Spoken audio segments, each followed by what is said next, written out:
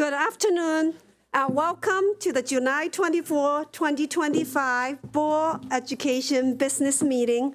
Welcome to my fellow board members, MCPS staff, and members of the community. And I see a lot of students here, and also those who are watching online. Let's begin by standing for the Pledge of Allegiance. The flag is in the back. Okay. I pledge allegiance to the flag of the United States of America and to the republic for which it stands, one nation, under God, indivisible, with liberty and justice for all. Thank you all. And now I'm going to ask board members to introduce themselves to establish a quorum. Good afternoon, Laura Stewart, representing District 4. Thank you. Rita Montoya, board member at large. Good afternoon, buenas tardes, Grace Rivera Oben, representing District 1. Buenas tardes. Good afternoon. Carla Silvestre, school board member at large. Good afternoon. Natalie Zimmerman, representing District 2. Good afternoon. Anuva Malou, student member of the board. Good afternoon, Julie Yang, District 3. Thank you, everyone, for being here. Before we begin, I want to explain, as we go into the new school year, we have reformatted our board meeting a little bit. In the months that we have two meetings, one of them will be what we call work session. Work sessions then will go through a lot of presentations and discussions for items that the board might take action in the next meeting. And the second meeting will be structured as a business meeting. And that is the meeting where the board will take actions such as budget issues, such as policy issues. And so this is how we are going to move forward. This is how we move forward with the new year. For the months that we only have one meeting, then we will just have to do the marathon meeting to do everything in one shot. All right. So with that background, is there a motion for approval of our revised agenda today? So moved. You did. Oh, she moved it? Is there a second? Second. Okay. There's a motion and a second. All in favor, please raise your hand.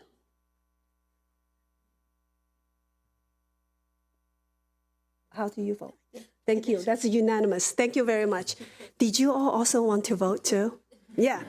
You got to do what Anuva did. Okay. All right. So, all right. Okay. Item 2.2, 2.3, and 2.4 is future closed session resolution for the 18th and 21st. And then there's 2.4 report of previous closed sessions. These are information items. Is there a motion to approve these items?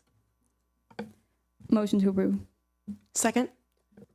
There's a motion and a second. All in favor, please raise your hand. That's unanimous. Thank you, everyone. And now the next one is the exciting one. Dr. Taylor, recommended appointments. Happy summer, everybody. Madam President, it's my pleasure to bring forward two names for consideration for positions in our administration. And when I call your name, if you could please stand while I read some wonderful things about you before the board casts its vote. First for consideration, Mr. James P. Duffy for the position of Director in the Department of Facilities Management. Mr. Duffy has been employed with Montgomery County Public Schools for 17 years as a mechanic, mechanic systems tech, mechanical construction specialist, assistant manager, manager, acting director, and most recently as the maintenance and operations manager in the Department of Facilities Management. Mr. Duffy looks forward to stepping into the role of the director to support the growth and unity of all of the division for the facilities team, and ensuring that all stakeholders are supported and served in a timely manner with open and transparent communication. Shout outs to his wife and 4 children, his parents, his stepfather, and his uncle. Move for approval. Second. Okay, there's a motion and a second. All in favor, please raise your hand. That's unanimous. Congratulations, Mr. Duffy.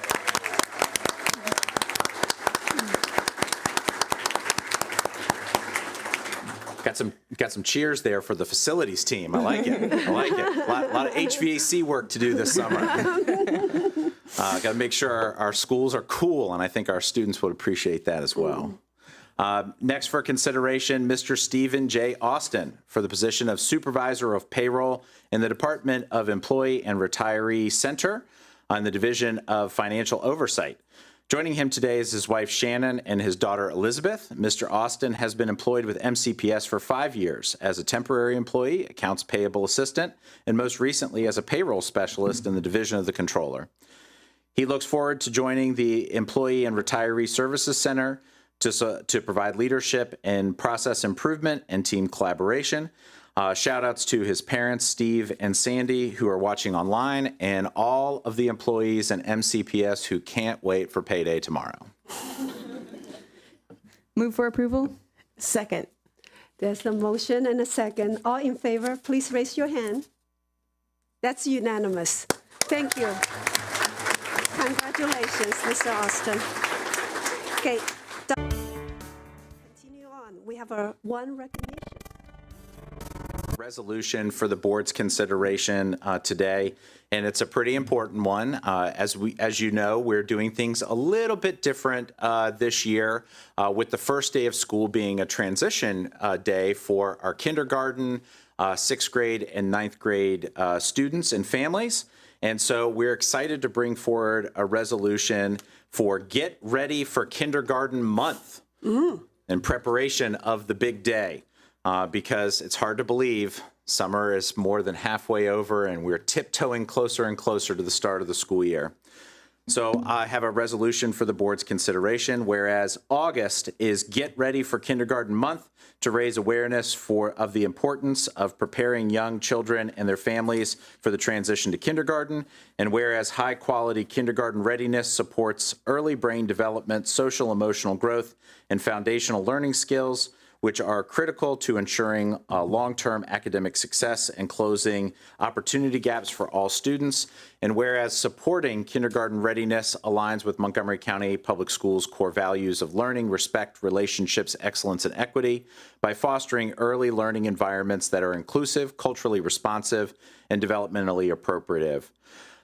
Ensuring every child has a strong and equitable start to their educational journey. Now, therefore, be it resolved that the Montgomery County Board of Education and Superintendent of Schools hereby recognizes August 2025 as Get Ready for Kindergarten Month and encourages schools, families, and the community partners to promote school readiness through early childhood programs, family engagement, and transition activities like Transition Day to support a joyful and successful entry into kindergarten for all students. Move for approval? Second the motion. There is a motion and a second. All in favor, please raise your hand. That's unanimous. All right. We'll get these kids into our schools. Thank you. That concludes recognitions, Madam President. Thank you. And then the next is the public comment. Item 5 is public comment. I have a pretty long verbiage to read through, and so please bear with me. The next item on the agenda is public comment. While the board encourages public input on policy, program, and practices, and will consider the comments received, it is not the board's practice during its business meeting to respond to questions, provide comment, or take actions on the issues raised. This is the public meeting, and the board expects the conduct of all speakers and members of the audience to be within the bounds of proper etiquette. Inappropriate personal remarks, rude retorts, or other such behavior is out of order and will not be tolerated. Those who demonstrate disruptive or disrespectful behavior during public comments may be asked to leave the room. In addition, public comments is not the proper avenue to address specific student or employee matters. Such matters should be directed through the complaint or appeal process.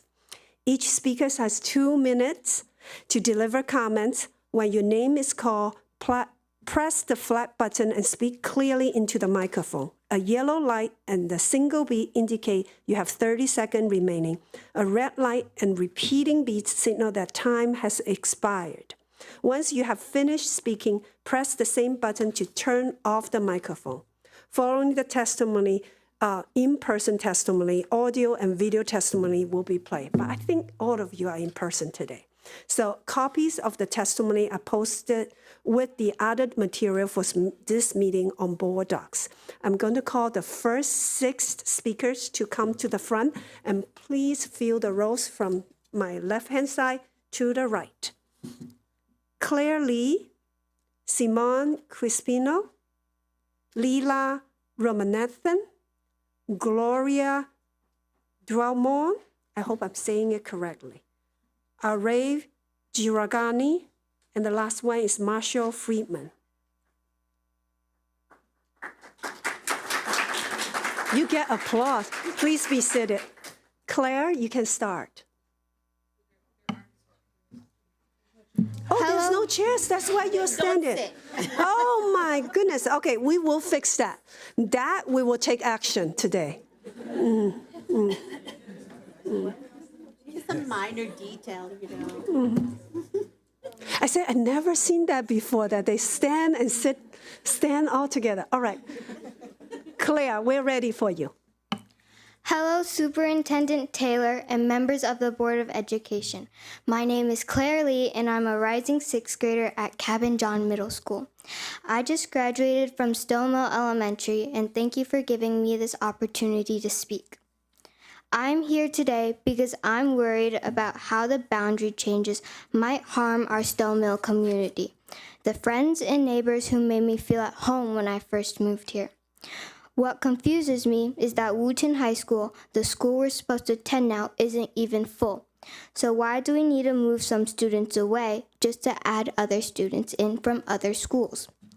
When I look at boundary maps, I don't see zones. I see my friends, my teammates, and the people I've gone to school with for years. With our Stonewall community are not numbers on a map, not chess pieces on a board to be moved around. We are human beings with feelings, and we want stability in our school lives. I also worry that moving Stonewall students to Crown High could create overcrowding problems later. The Crown area has many new developments, which means lots of future students would fill that school naturally.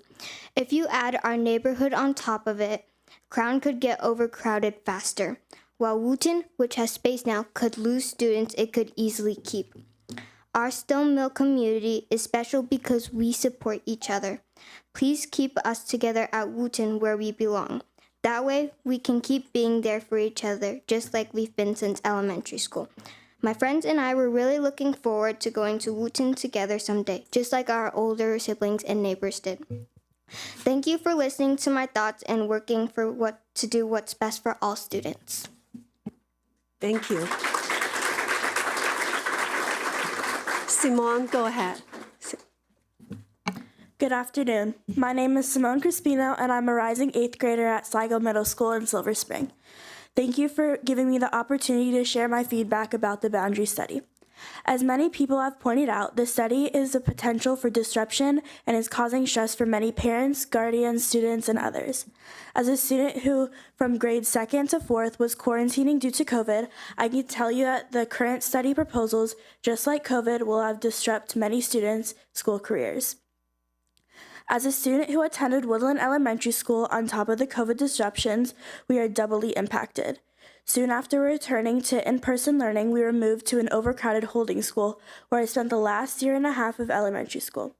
As a Woodland graduate, all I expected and hoped for was a smooth middle and high school career, which right now does not look like much of a reality. The students from Glen Haven, Flora Singer, and Woodland Elementary School currently merge into one at Sligo Middle School. The proposed scenarios would only break those schools apart, but in some cases split up the Woodland community in high school after 8 years together. What point is there in making a bond between other students just to break it up by separating many of us? Further, as the study has shown, it is not guaranteed that the class of 2030 won't have to move schools in 10th grade. How much change and disruption can we be expected to go through? Setting expectations and changing schools midway through would only cause more harm than good. As a student who cares about her education and relationship with other students, I ask that you take my statement into consideration when thinking about boundary changes and urge to minimize the disruption. Thank you. Thank you. Leela, go ahead. Good afternoon, Superintendent Taylor and members of the board. Thank you for this opportunity to speak before you today. My name is Leela Ramanathan, and I am a rising sophomore at Poolesville High School in the Humanities Magnet program. I am here to speak about the evident disregard for both student input and well-being throughout the implementation of the Return to Rigor policy. When the news broke in regards to the new grading policy, I immediately heard protests from within my community. Conversations among my peers were filled with fear for the future. No one understood the changes that were made because no one had clearly communicated them. Students simply didn't have a proper voice in this new policy. While the policy is meant to help MCPS combat grade inflation, the biggest concern amongst my peers specifically is how our GPAs will be impacted. The environment in rigorous, competitive schools, especially Poolesville, revolve greatly around grade performance. The Montgomery County Council found that 22% of youth faced a major depressive episode in 2024. I've witnessed the emotional toll grades can take. Students breaking down over a single score that, in their mind, because of the culture at schools like mine, jeopardizes their future. Students not only need better support, we need transparency on why. If we are being held further accountable for our statistical performances, Montgomery County Public Schools must be ready to match these demands to ensure the system is there to support us, not just measure us. Through increased academic and mental health support, alongside clear communication of student standards and the intentions behind them, only then will Montgomery County show a true return to rigor. Thank you for this opportunity.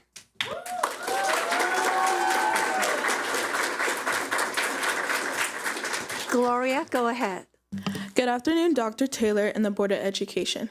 My name is Gloria Jamel, and I'm a rising junior at Northwest High School. I'm here to discuss the lack of transparency regarding the new grading policy and its impact on students. When I was first introduced to the grading policy, I was confused and concerned. I heard about grade inflation at MCPS, but I didn't understand why the change was so sudden or why we needed it. It wasn't until I attended the first meeting of the Superintendent Leadership Academy which showed me the truth. Dr. Taylor had explained that the sudden change was due to top schools in our nation stating that they were going to accept fewer students from MCPS. In fact, I recall him telling us that one of the head admission officers stated that the grading policy was unacceptable. That moment explained the need for change, but it also exposed a deeper issue. Why weren't students told this? The way MCPS announced the grading policy was frustrating for students. Every student deserves a reason behind a decision that affects them. Students deserve a chance to discuss and understand why the grading policy is changing before it's passed. As a rising junior, this new policy doesn't only affect how I'm graded, but it also impacts my plan for college, how I'm studying, and how I manage my mental health. Students like me are stepping into their hardest year of high school, which causes them to juggle difficult classes, important tests, staying ahead of their extracurriculars, and now adjusting to a new grading policy, which they weren't informed about until after we chose our classes. This lack of transparency didn't just make it harder to succeed, it ruined the trust that many students had for MCPS. If our voices truly mattered, then student input would have been prioritized while making the decision and not after it's been passed. Thank you for listening, and I hope you remember that students are not just subjects for these decisions, but we are the ones who carry the impact every day. Thank you.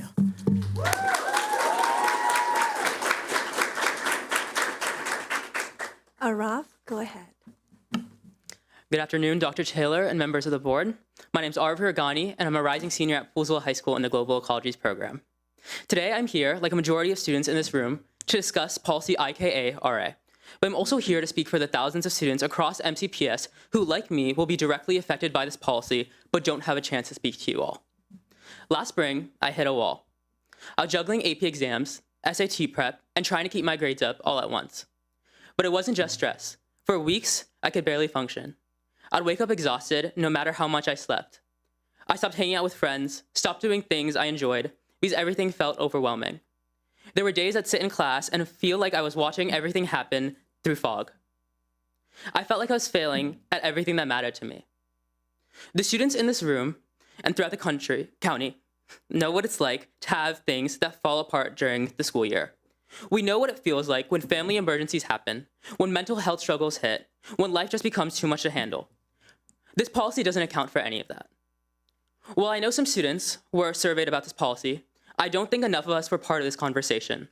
And I know this board cares about student mental health, but it feels like this concern got pushed aside in order to return to rigor. What gives me hope, though, is seeing neighboring counties take a different approach. Last year, Arlington County Public Schools implemented a policy that allows students to redo assignments for up to 80% credit. It's a simple change, but it considers something important. Students learn at different paces and sometimes need a second chance to show what they know. That is one of many things MCPS could do to better support their students while retaining the new policy. Show that being academically rigorous doesn't mean being harsh when students are struggling. A grading policy that gives students some time to bounce back from difficult times doesn't make school easier. It just acknowledges that sometimes life gets in the way of learning, and that's completely normal. That's an understanding that real learning requires room for both failure and growth. Thank you for your time. Thank you. Marshall, go ahead. Good afternoon, Dr. Taylor and our Board of Education. My name is Marshall Friedman, and I'm a rising junior at Poolsville High School. I would like to start off by saying that yes, it is true that grade inflation is a very real and prominent issue, and although my grades may suffer for it, I respect the superintendent's decision to introduce the return to rigor policy. However, I have several issues regarding the policy that I would like to express to you today. Yes, as students, we knew that there would be a new grading policy, but everyone I knew was under the impression that it would be for incoming freshmen and onwards. We were given notice of the new grading policy at the very end of the year, days before the school year ended, and months after we had chosen our courses for the upcoming year. Meaning that many of us chose rigorous classes without the full context of how our grades would change. For me, classes that will define my most important year of high school. My junior year will define my college application process, so this new development, which will make a difficult year even more difficult, comes at a shock. Furthermore, there has been a lack of adequate communication in regards to this policy. Again, the news was pushed out at the end of the year, to my knowledge was not sent out to students, and neglected important information that matters most to us. This includes information on final exams and whether they would intersect with AP exams. Even after attending a county council hearing on the grading policy, I haven't heard any clarifications on which classes will and will not have final exams. I'm not the only one who has said this today, but any student involvement was not made a priority in the creation of this grading policy. As students, we deserve a say in how our success will be defined, but that's impossible without the full picture of what the return to rigor policy means to us. Thank you for your time. Thank you. You may return to your seats. I'm going to call the next 6 to come forward. Mackenzie Smallwood, Zora Vernland, Kirsten Koch, Anaha Naboduri, Peter Boyko, Swanika Mahajan. I hope I'm saying your name right. If not, show me how you say it.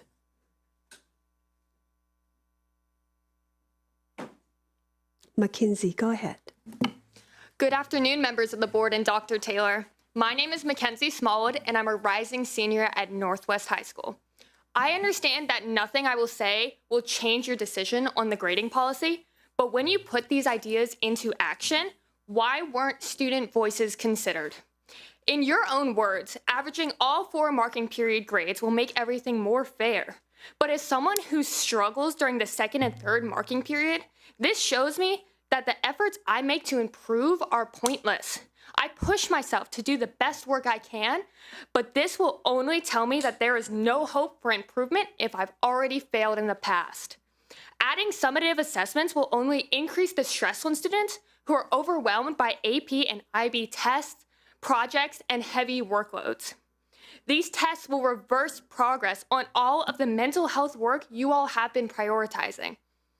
Any statistic shown to you will only justify the policy, but you don't see the struggle students will face. There's no way you can because you're not a student, but I am.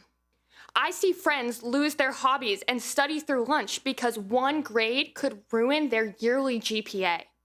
Even our former SMOB opposed this policy. He may have graduated this year, but he understood firsthand what it would do.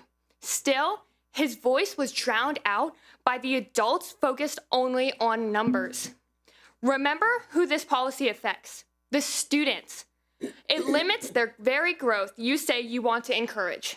Return to rigor means nothing if it ignores our well-being. Next time, include us in the decisions that shape our education and our future. Thank you. Zora. Good afternoon, esteemed members of the board, educators, and fellow students. My name is Zora Vielan. I'm the SJA sophomore president at Einstein High School. I stand before you concerned about several key aspects of policy ECRA that I believe were overlooked and need to be addressed for the benefit of our student body. I'm not here to fight a return the rigor policy, as I understand the need for such a change, although I must highlight that throughout the discussion of this policy, I noticed a troubling absence of conversations surrounding student mental health.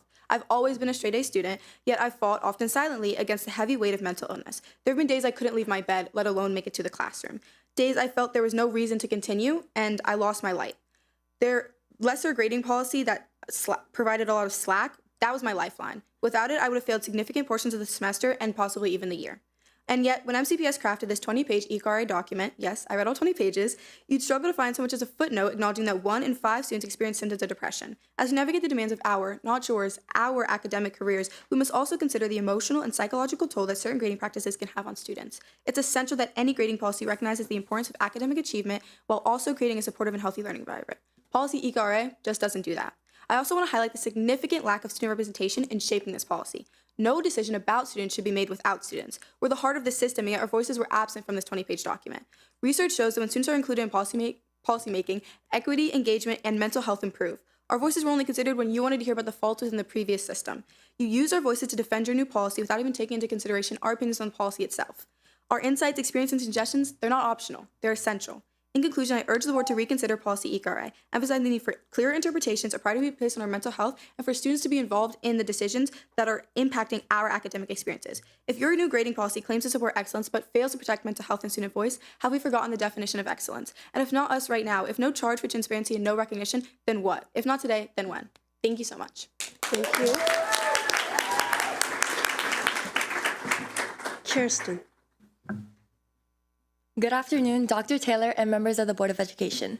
My name is Kirsten Cook, and I'm a rising freshman at Northwest High School. I am here today to address the fact that MCPS has failed to acknowledge student input and well-being when establishing new policies, including the grading and reporting IKARA policy. As someone who has always struggled to maintain high grades, I'm deeply concerned about the lack of support being provided by MCPS. It's threatening to think about trying to maintain a strong GPA without even fully understanding the academic expectations in high school. The fact that MCPS has not clearly communicated how this policy will affect students is unacceptable. It lacks transparency and opens the door to confusion and misinformation. In 2023, 40% of students in Montgomery County reported persistent feelings of sadness or hopelessness, and 20% considered suicide. As someone who struggles with diagnosed anxiety and depression, I'm terrified to think about how much worse these numbers could become if students are not equipped to manage the emotional stress that may result from changes to the grading system. Better communication, stronger academic support, and increased access to mental health service are critical to helping students through this transition. 15 minutes of mental health breaks is not enough. I understand that the board has already decided to change the grading policy. I'm not here to challenge the merits of that decision. I'm here to ask the board to recognize how your decisions directly impact the mental health of students across the country. According to MCPS's own student climate survey, only 15% of students at Northwest reported feeling satisfied and actively engaged in their classes. That number is alarming, and yet we continue to overlook the root causes. Increasing countywide testing, changing grading policies, and adding more stress and pressure to students is not the solution. The decisions made by this board have a real and lasting impact on student well-being. As you continue shaping policy, I ask you to truly listen to the student voices. At the very least, take the time to understand our concerns and give us a seat at the table when these decisions are being made. Thank you. Thank you. Anaha, go ahead. Good afternoon, Dr. Taylor and members of the Montgomery County Board of Education. My name is Annika Nambudiri, and I'm a rising senior at Northwest High School. My time in MCPS is coming to an end this next school year, and as I look back on the last 12 years as an MCPS student and the last 3 as a student advocate, I thank you for being a school system that listens to its students. Whether here at the Board of Education meetings or through our student member of the board, and for taking those student opinions into account. However, as we look towards this new school year with changes in place under Return to Rigor, we haven't had a chance to share our perspectives. While this new policy may have been a response to select student opinions, a small group of students from only a few schools, policies designed to improve student lives should be created with the voices of all students. We're the ones in classrooms every day, taking tests each week, completing each quarter, and watching our grades rise and fall. We have the first-hand experience needed to make this policy effective. It's true that the grading policy we had didn't reflect our efforts. It didn't showcase what we could do. But increased rigor for many of us means classes become harder, workloads pile higher, and school comes with more stress. If things are going to change, we need the resources to adapt to that change. Mental health resources, designated wellness days, and a support system to lean on as we face new challenges. And as we begin this next school year, we'll have more changes to suggest and more opinions to offer. MCPS knows how to listen to student voices, so we hope that as we move forward with this new policy and this next school year, you continue to do so with open minds and open ears. Thank you. Thank you. Peter, go ahead. Good afternoon, Dr. Taylor and members of the MCPS Board of Education. My name is Peter Boyko, and today, during summer break, the majority of public comment seats are taken up by students. Because when decisions are made about us without including us, we show up. Now, I want to be clear. I'm not frustrated about this new grading policy. It had to happen. What I'm frustrated about is the timing. This policy was passed by the board on June 10th. I chose my classes for next year in January, and the last day for me to change my classes was June 6th, meaning I, along with the other 88,000 secondary students, chose our classes for next school year without this new return to rigor grading policy in mind. Because of this, I can see a lot of students within the first few weeks of school dropping out of certain classes so they can maintain a high GPA, which will not only burden students, but counselors and teachers as well. To put it in perspective, a policy that was approved last month is now expected to be enforced next month. Again, as a student, what I'm frustrated about is the timing. Because of the rush timing in which this policy was passed, you owe it to students to at least talk about our well-being, something that has barely been mentioned in your conversations. Return to rigor cannot mean a silencing of student needs. Our schools offer various resources, but many students just don't know about them. Please work with school administrators and the Student Mental Health Work Group founded by former SMAW Pernille last year to expand accessibility of mental health resources. Furthermore, teachers are increasingly seeing students do work for other classes during instruction, and this new grading policy may worsen this. Expanding wellness or advisory periods to all middle and high schools once a week would give students time to catch up, manage stress, and stay focused in class. We are more than just a score. We are people trying to learn, grow, and keep up, sometimes all at once. Thank you. Thank you. Swanika, go ahead. Good afternoon, members of the board. My name is Swarnika Maharjan, and I'm a member of the 47 Beavers, a First Tech Challenge team based in Germantown, Maryland. Today, I'm representing the Mocha Robot Initiative, a student-led coalition of robotics teams from across the county, united to advocate for the needs and challenges that we have been facing. Robotics is not just about robots. It's about fostering curiosity and innovation. As a collective, we've impacted over 5,000 students with events in MCPS schools, libraries, and STEM centers. But FIRST doesn't just benefit the younger generations. It also boosts interest in STEM among underrepresented groups like women. In fact, female FIRST alumni are 3 times more likely to major in engineering or computer science than their peers. But behind the incredible outcomes that robotics brings to students, certain challenges beyond our control prevent teens from reaching their full potential. Many teams, such as the Falcons from Poolsville High School, have struggled due to the lack of access to manufacturing, assembly, and testing across multiple spaces, which heavily impacts their ability to practice and build consistently. Additionally, team fees upwards of $500 is commonplace in multiple teams to cover registration, materials, and travel, making robotics a privilege for few rather than an opportunity for all. The problems that we face are not ones that we can solve by ourselves or even rely on the school support for. We have also prepared a white paper document for you, delving into deeper detail regarding the issues present with the status quo. This necessitates our request today, the establishment of a Montgomery County Robotics Committee, which will provide us with a direct line of communication with the county administration, allowing us to work together to solve these challenges. Robotics is more than just a club. It is a transformative experience that shapes future innovators, problem solvers, and leaders.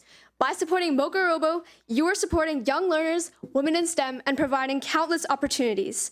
We urge you to help us ensure that robotics in Montgomery County not only survives, but thrives. Thank you for your time. Thank you so much.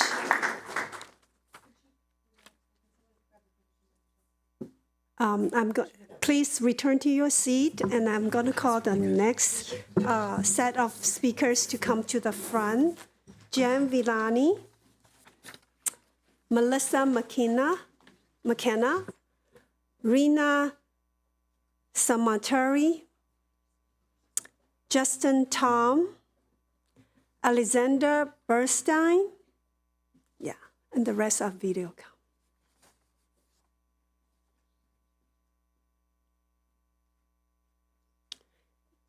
Jen, please go ahead. Good afternoon. I'm Jennifer Villani, and I'm the president of the Bradley Hills Elementary School PTA. Bradley Hills feeds into Pyle and Whitman, where current utilization is 84% and 93%, respectively. That's the result of capital improvement projects that have recently expanded both schools. So you can imagine the consternation of Bradley Hills families regarding options 2 and 3 of the Woodward boundary study. In both options, our students are moved to overcrowded schools, which just doesn't make sense. Here's the problem. Within the Woodward study, one middle school is currently over capacity. It's North Bethesda at 102%. They feed into Walter Johnson, which is the most overcrowded school in the county, at 134% utilization. In option 2, a small number of Bradley Hills students actually get split off to go to North Bethesda and Walter Johnson. This doesn't optimize facility utilization. North Bethesda now hits at 97%, while Pyle sits at just 88%. So why are we moving students from an overcrowded or into an overcrowded cluster? As you know, the purpose of the boundary study is to alleviate the severe overcrowding at Walter Johnson. Let Woodward do that. We also need to think about the future. There are multiple new housing developments coming online in North Bethesda and Rockville that will add students to Walter Johnson and Woodward high schools. Let's make sure those schools can accommodate that future growth. Furthermore, Bradley Hills has families that are literally a block away from Whitman. But in option 3, we would be reassigned to BCC, which would make them over capacity at 101% utilization. So let's solve the overcrowding problem in our schools and not exacerbate it. In conclusion, based on these data, Bradley Hills strongly opposes options 2 and 3 in the boundary study. Thank you. Next, Melissa, go ahead. Good afternoon. My name is Melissa McKenna. I serve on both the Boundary Study Community Project Team and the Program Review Opportunity Design Team. As someone who's been involved neck deep with MCPS for over a decade, not taking into account the history of how we got here has been a huge misstep for both groups. On the boundary study side, thank you, Ms. Elizabeth King, for reminding us, including all the citations, of what I have said for months now. Woodward was always conceived to relieve WJ first and completely before relieving other DCC schools. Flow analytics should have been given that as a starting point. The METIS study concluded that the consortia model was created decades ago to solve a specific issue, is now irrelevant, and fails to balance enrollment across DCC high schools. Thank you, President Yang, for that reminder last month. Similarly, the countywide IB program at RMHS was put there when the county needed to increase enrollment there. That time has passed. merely pointing out one instance of a decision solving a specific problem made at a specific time. I believe the level of anxiety caused thus far could have been avoided, but that would take saying out loud things left out of the discussion. The Northwood expansion and Kennedy addition are to address DCC overcrowding. Edison High School as the location of 500 CTE program seats. The Damascus High School expansion has been delayed due to insufficient funds and is no longer on the same timeline. Stability over time does not mean schools become an inherited right, and boundaries are never adjusted, and neighbors can still be friends while attending different schools. Instead of the program review including all programs in the county at all levels to weed out underperforming and redundant programs, the rationales given are transportation limitations and maximizing existing resources. I already feel history about to repeat itself. In closing, I hope board members would acknowledge and comment on provided testimony rather than thanking us for coming. We come not to be thanked, but to be heard. Thank you. Maybe. Rena, go ahead. Good afternoon. My name is Rena Samantre, and I'm a parent of 3 MCPS students at Bradley Hills, Pyle, and Whitman. I know you've heard from many members of the Bradley Hills community about the importance of keeping our school community together and in our cluster, and I share their view wholeheartedly. But today I want to focus on one specific issue, which is the serious concern related to pedestrian safety on a hazardous roadway in Bethesda called Green Tree Road. In option 2 of the Woodward study, some Bradley Hills students would be reassigned to North Bethesda Middle School. This would require them to cross Green Tree, a stark contrast to their current safe route to school. On the map, Green Tree may give the illusion of safety, but the data shows otherwise. There have been 59 accidents in the past 5 years, and almost all of them have occurred at the 2 intersections that lead directly to North Bethesda Middle School. Multiple were near-fatal accidents and involved pedestrians. Unfortunately for my family, this is personal.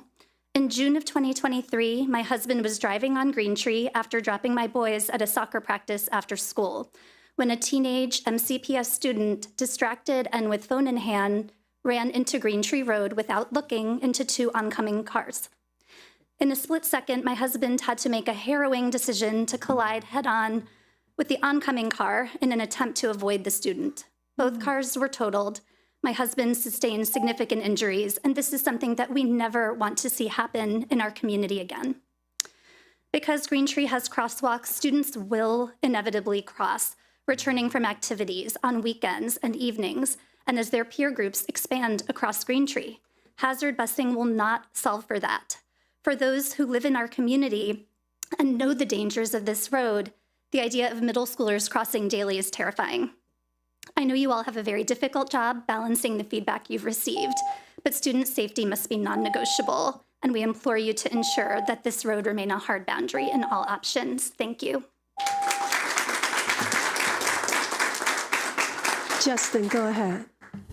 I apologize, I'll have to speak very fast, but good evening, members of the board, Superintendent Taylor, and everyone here. I'm Justin Tom, and I'm a rising senior at Magruder High School. As we slowly approach this new school year, people are ready to applaud the return to rigor in the new grading policy, like the grand finale of a fireworks show. But I'm here today because we can't be so quick to clap and jump out of our chairs just yet.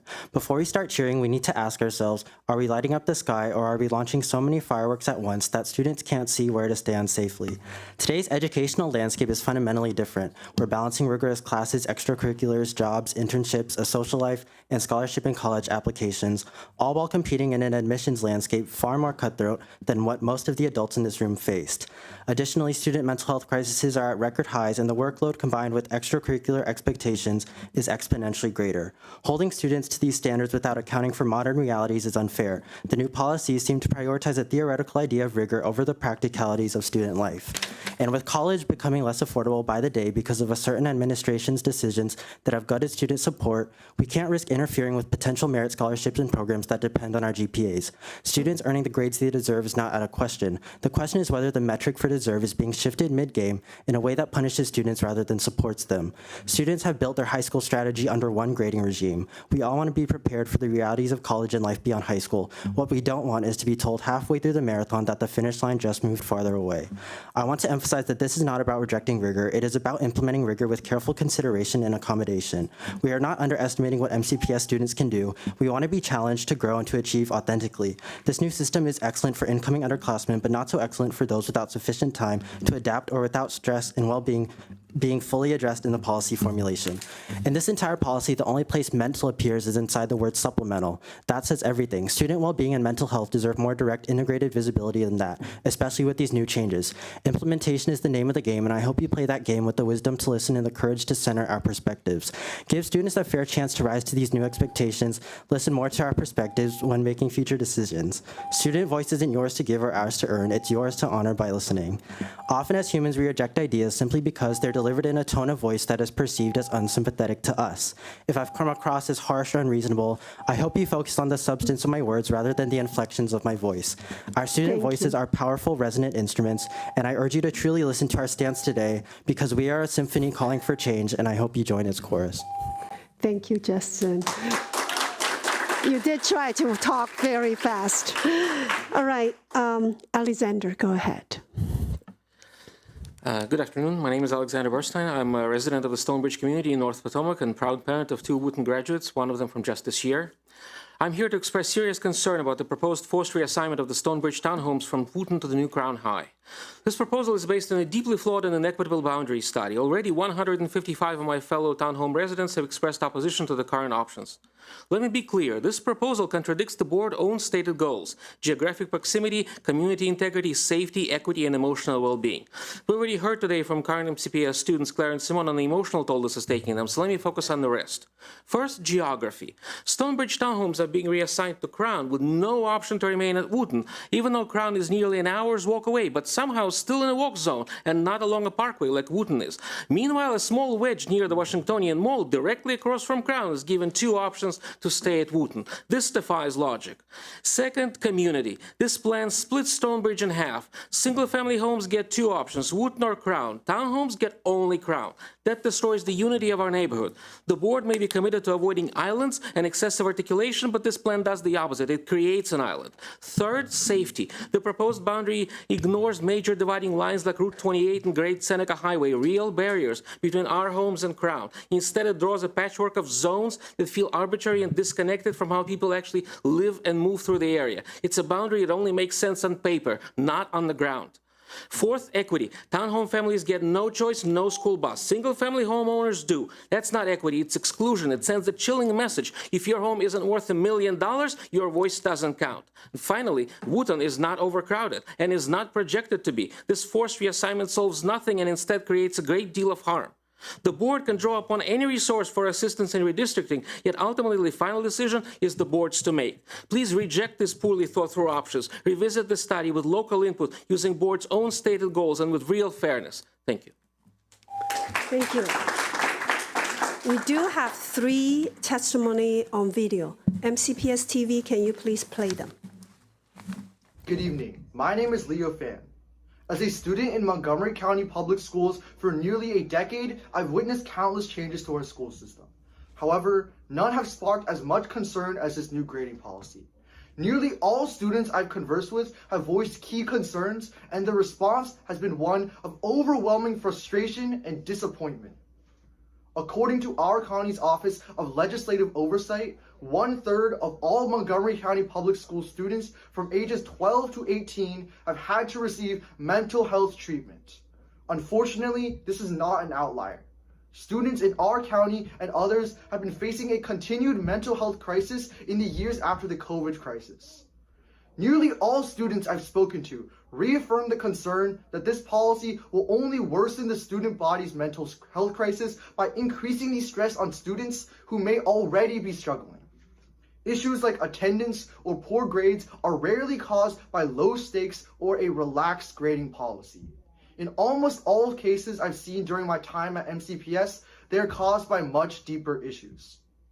Raising expectations on students is not a problem at all.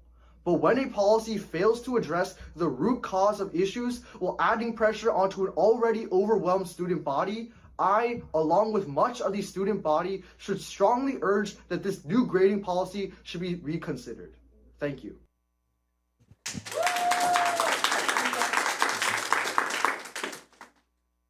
Next one, please. My name is Sylvia Gitter, and I'm a 10th grade student at the Communication Arts program, also known as CAP, at Montgomery Blair High School.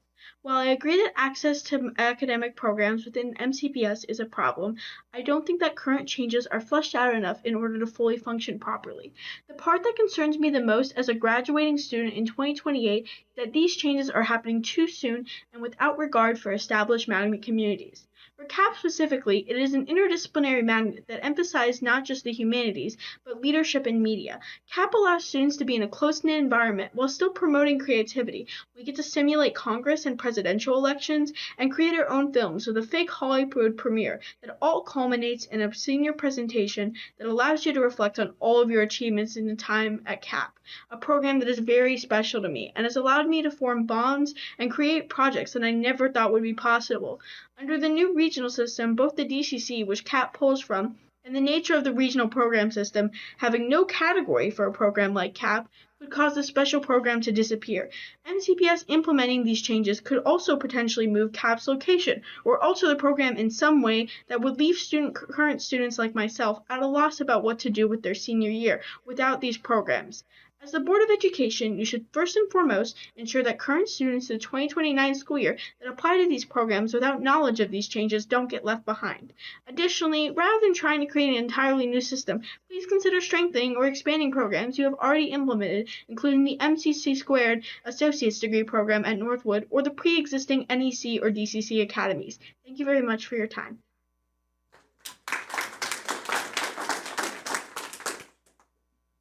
Good evening, members of the board. My name is Ishita Singh, and I'm a rising sophomore at Poolsville High School. I'm here today because I believe the new grading policy, IKA-RA, deserves deeper scrutiny, not just in how it was created, but in how it will impact the students it's meant to serve. While it's been described as a return to academic rigor, for many of us, it feels like a return to high-stakes pressure. It removes grade rounding, reinstates final assessments, and enforces stricter late work penalties. These changes don't just raise standards, they raise stress. At my school, I see students pushing themselves every day, often past the point of exhaustion. They're balancing coursework, extracurriculars, jobs, and family responsibilities, and still, they show up and try. But this policy doesn't acknowledge that effort. It assumes a level playing field when many students are already at a disadvantage. The focus on harsh grading policies over supportive learning sends a harmful message that there's no room for mistakes, no space for growth, and little tolerance for life's unpredictability. That's not rigor, that's stress disguised as structure. Yes, accountability matters, but accountability and empathy are not mutually exclusive. A strong academic system should challenge us, but also recognize the lives we lead beyond the classroom. Just as concerning is the process. Students, the most affected, weren't meaningfully included. And while it's called a student-centered policy, it doesn't feel that way when our realities weren't part of the conversation. This policy is more than just grades. It's about the environment we're choosing to create, one that values growth or one that demands perfection. I urge you to reconsider how IKA-RA affects students, not just academically, but emotionally and practically. And moving forward, I hope student voice isn't just acknowledged, but meaningfully included. Thank you.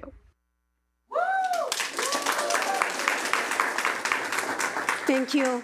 Thank you. A supermajority, Dr. Taylor, of our today's testimony about grading and reporting. Before I open up to questions and comments from my colleagues, the word policy was used many times during the testimony. Can you clarify? This is not a policy, and what does that mean?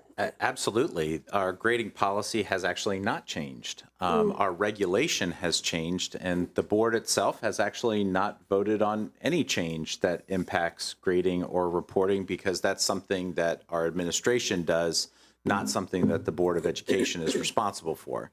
I will say this, I'm thrilled with our students and your advocacy. You guys did a great job today. Thank you for coming out. I hope there's much more robust conversation. And I want to make sure that we're clear on a couple of things and not confusing agreement with meaningfully including student voice. We are very interested in meaningfully including student voice. And I got to tell you, some of the suggestions and pragmatic solutions that were offered today, really good and need to be a part of the conversation moving forward. In particular, about mental health supports, how we balance that, how are we checking in from time to time.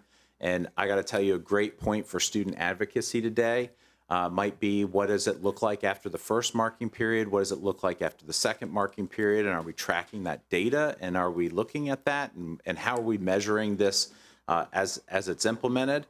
And I would say every opportunity is a good opportunity to hear more from student voice, but we disagree on this one. And it's okay to disagree on things from time to time, but it's not from a lack of including student voice or wanting to hear from our students as to what they have to say. And I would say that that often is a departure because we agree with our students on a great many of issues. As a matter of fact, more often than not, we find ourselves completely aligned with what our students desire as an outcome versus what we may think are some good solutions. So keep pushing us on this topic. Make sure that we are following through with expectations that support you through this. Change is difficult. Reverting back to grading practices that we previously had, which is what we're doing, is not new for us as a system, but it is new for many of our students, particularly those currently in high school right now. So continue to challenge us to make sure that we're providing the adequate supports that you need to thrive.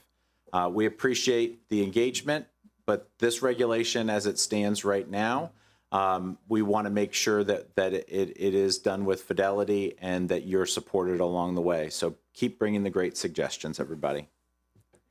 I'm going to open up for my colleagues' comment. I'm going to start from this side. One comment, one question, please. You drive a hard bargain. So my one comment, I'll take the other subject for now, is about the Woodward. I did hear that when Woodward was proposed, supposedly it was for WJ first. And I just remember when the CIP came out, and I looked at an old CIP back when Woodward was put into the CIP in 2019. I go to Down County Consortium section, and it says Woodward was supposed to relieve capacity issues for both Walter Johnson and the DCC. And it says that very clearly in the CIP. So I just wanted to bring that up, that from the beginning, that is the message that was in our documents. If you add up all the extra seats, the overcapacity issues, DCC, which includes Wheaton, Einstein, and Blair, and yes, Northwood, who's now in the new school, all four of those were significantly overcrowded, and the extra seats at Northwood and at Kennedy did not fill up. It was over that. So there's definitely spillover, and we definitely needed some of those seats. And so that was always supposed to be a shared resource. So I just want to make sure that that history was brought to this table because I do remember clearly when that happened. My question is, back to the other subject, I did hear about the students don't feel like they have an input into, as we did the regulation, and also the community at large felt that the input wasn't very structured. So I wanted to know, is in the future, do we have plans to have more structure and input on regulations? It's a good question. As actually, this is something that the policy committee can consider. Right now, for our policy, after any revision, it's put out for public comment.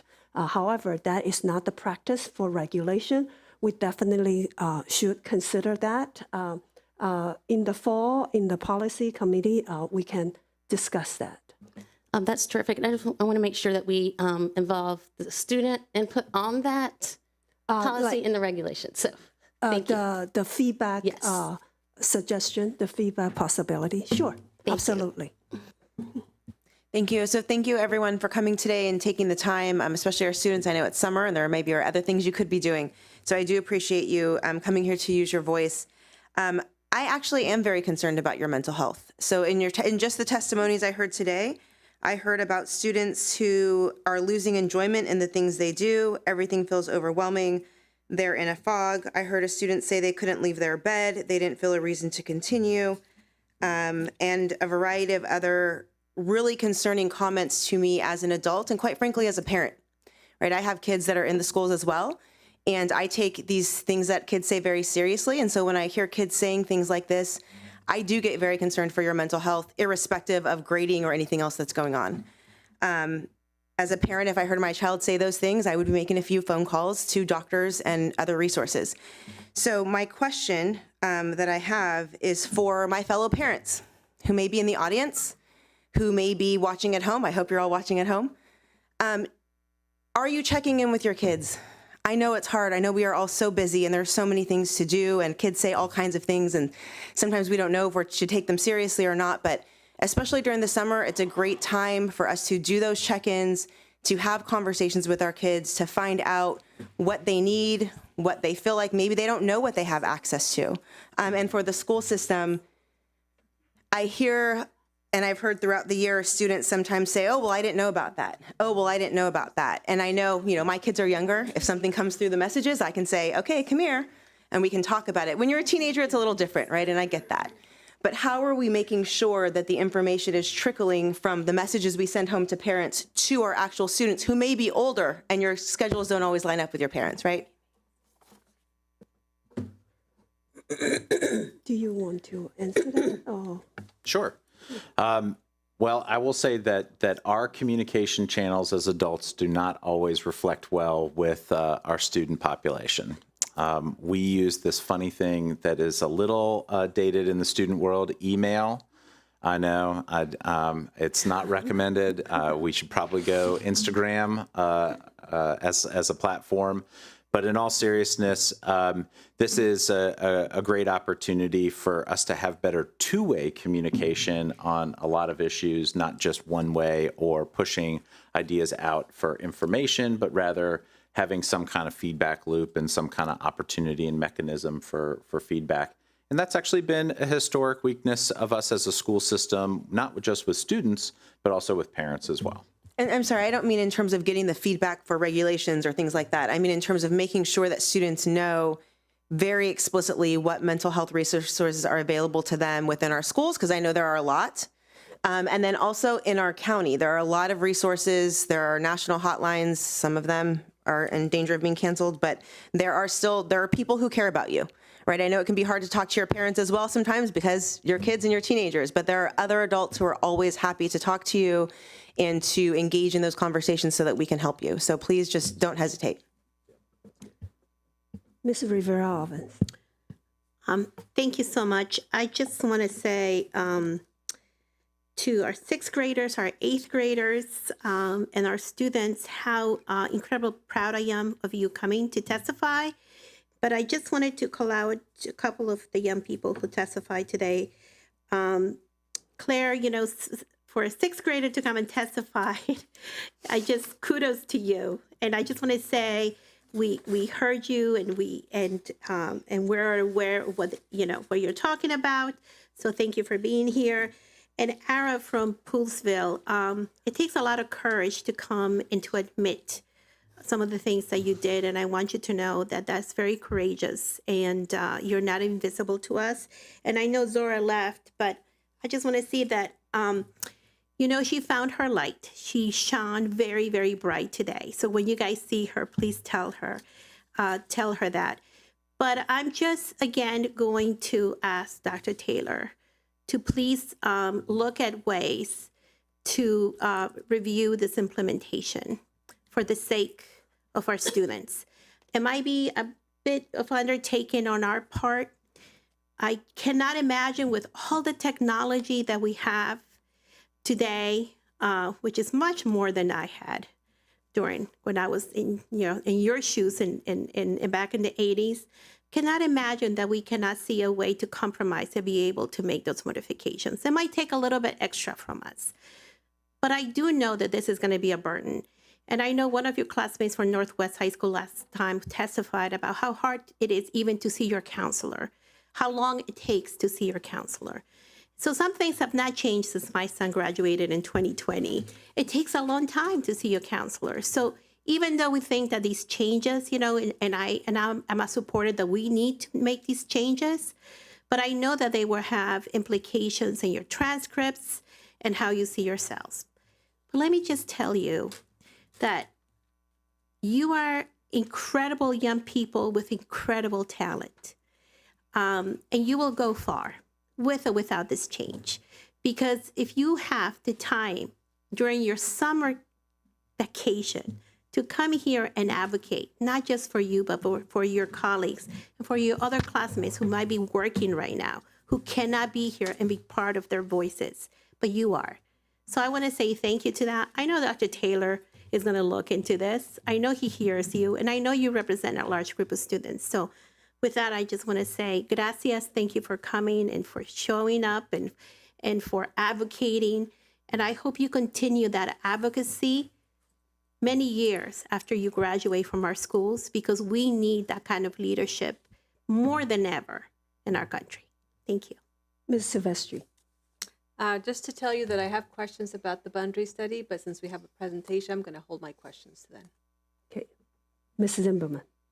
Thank you. And I want us to take a moment to thank everyone who came to testify and thank all of the students who came here as well. I think it's really wonderful that so many of you really took that time to be here to share your perspective. Our role really relies on that, and you being here is just really essential to that part. I also really appreciated how many of you were so vulnerable and the bravery that comes with vulnerability. And as someone who will always be a teacher at heart, I want to remind you that your teachers are also caring and wonderful people, and sharing with them when you need a moment, when you need extra help, that they will be there and they will help you as well. I also wanted to align myself with Ms. Stewart's comments about getting greater feedback opportunities for regulations. Thank you. Ms. Mamoon. Okay, now not to be repetitive, but I do want to echo all of my colleagues' statements about how grateful and how thankful we are for all of the students coming out today. I truly want to commend you all. It takes a lot of effort, and I mean, it's amazing to see as a student member of the board how passionate the students of our county truly are. Now, I am going to fight you a little bit, Dr. Taylor, and I'm going to say that while I do agree that a stricter grading regulation was necessary, I must emphasize that the communication surrounding the rollout and implementation of this system has lacked transparency toward the student population. I mean, we can see here clearly that there is confusion and justified anger in the air. And so with this upcoming year, I hope to see data presented to the board about how this regulation affected college admission rates, mental health, and counselor workload as well. Thank you.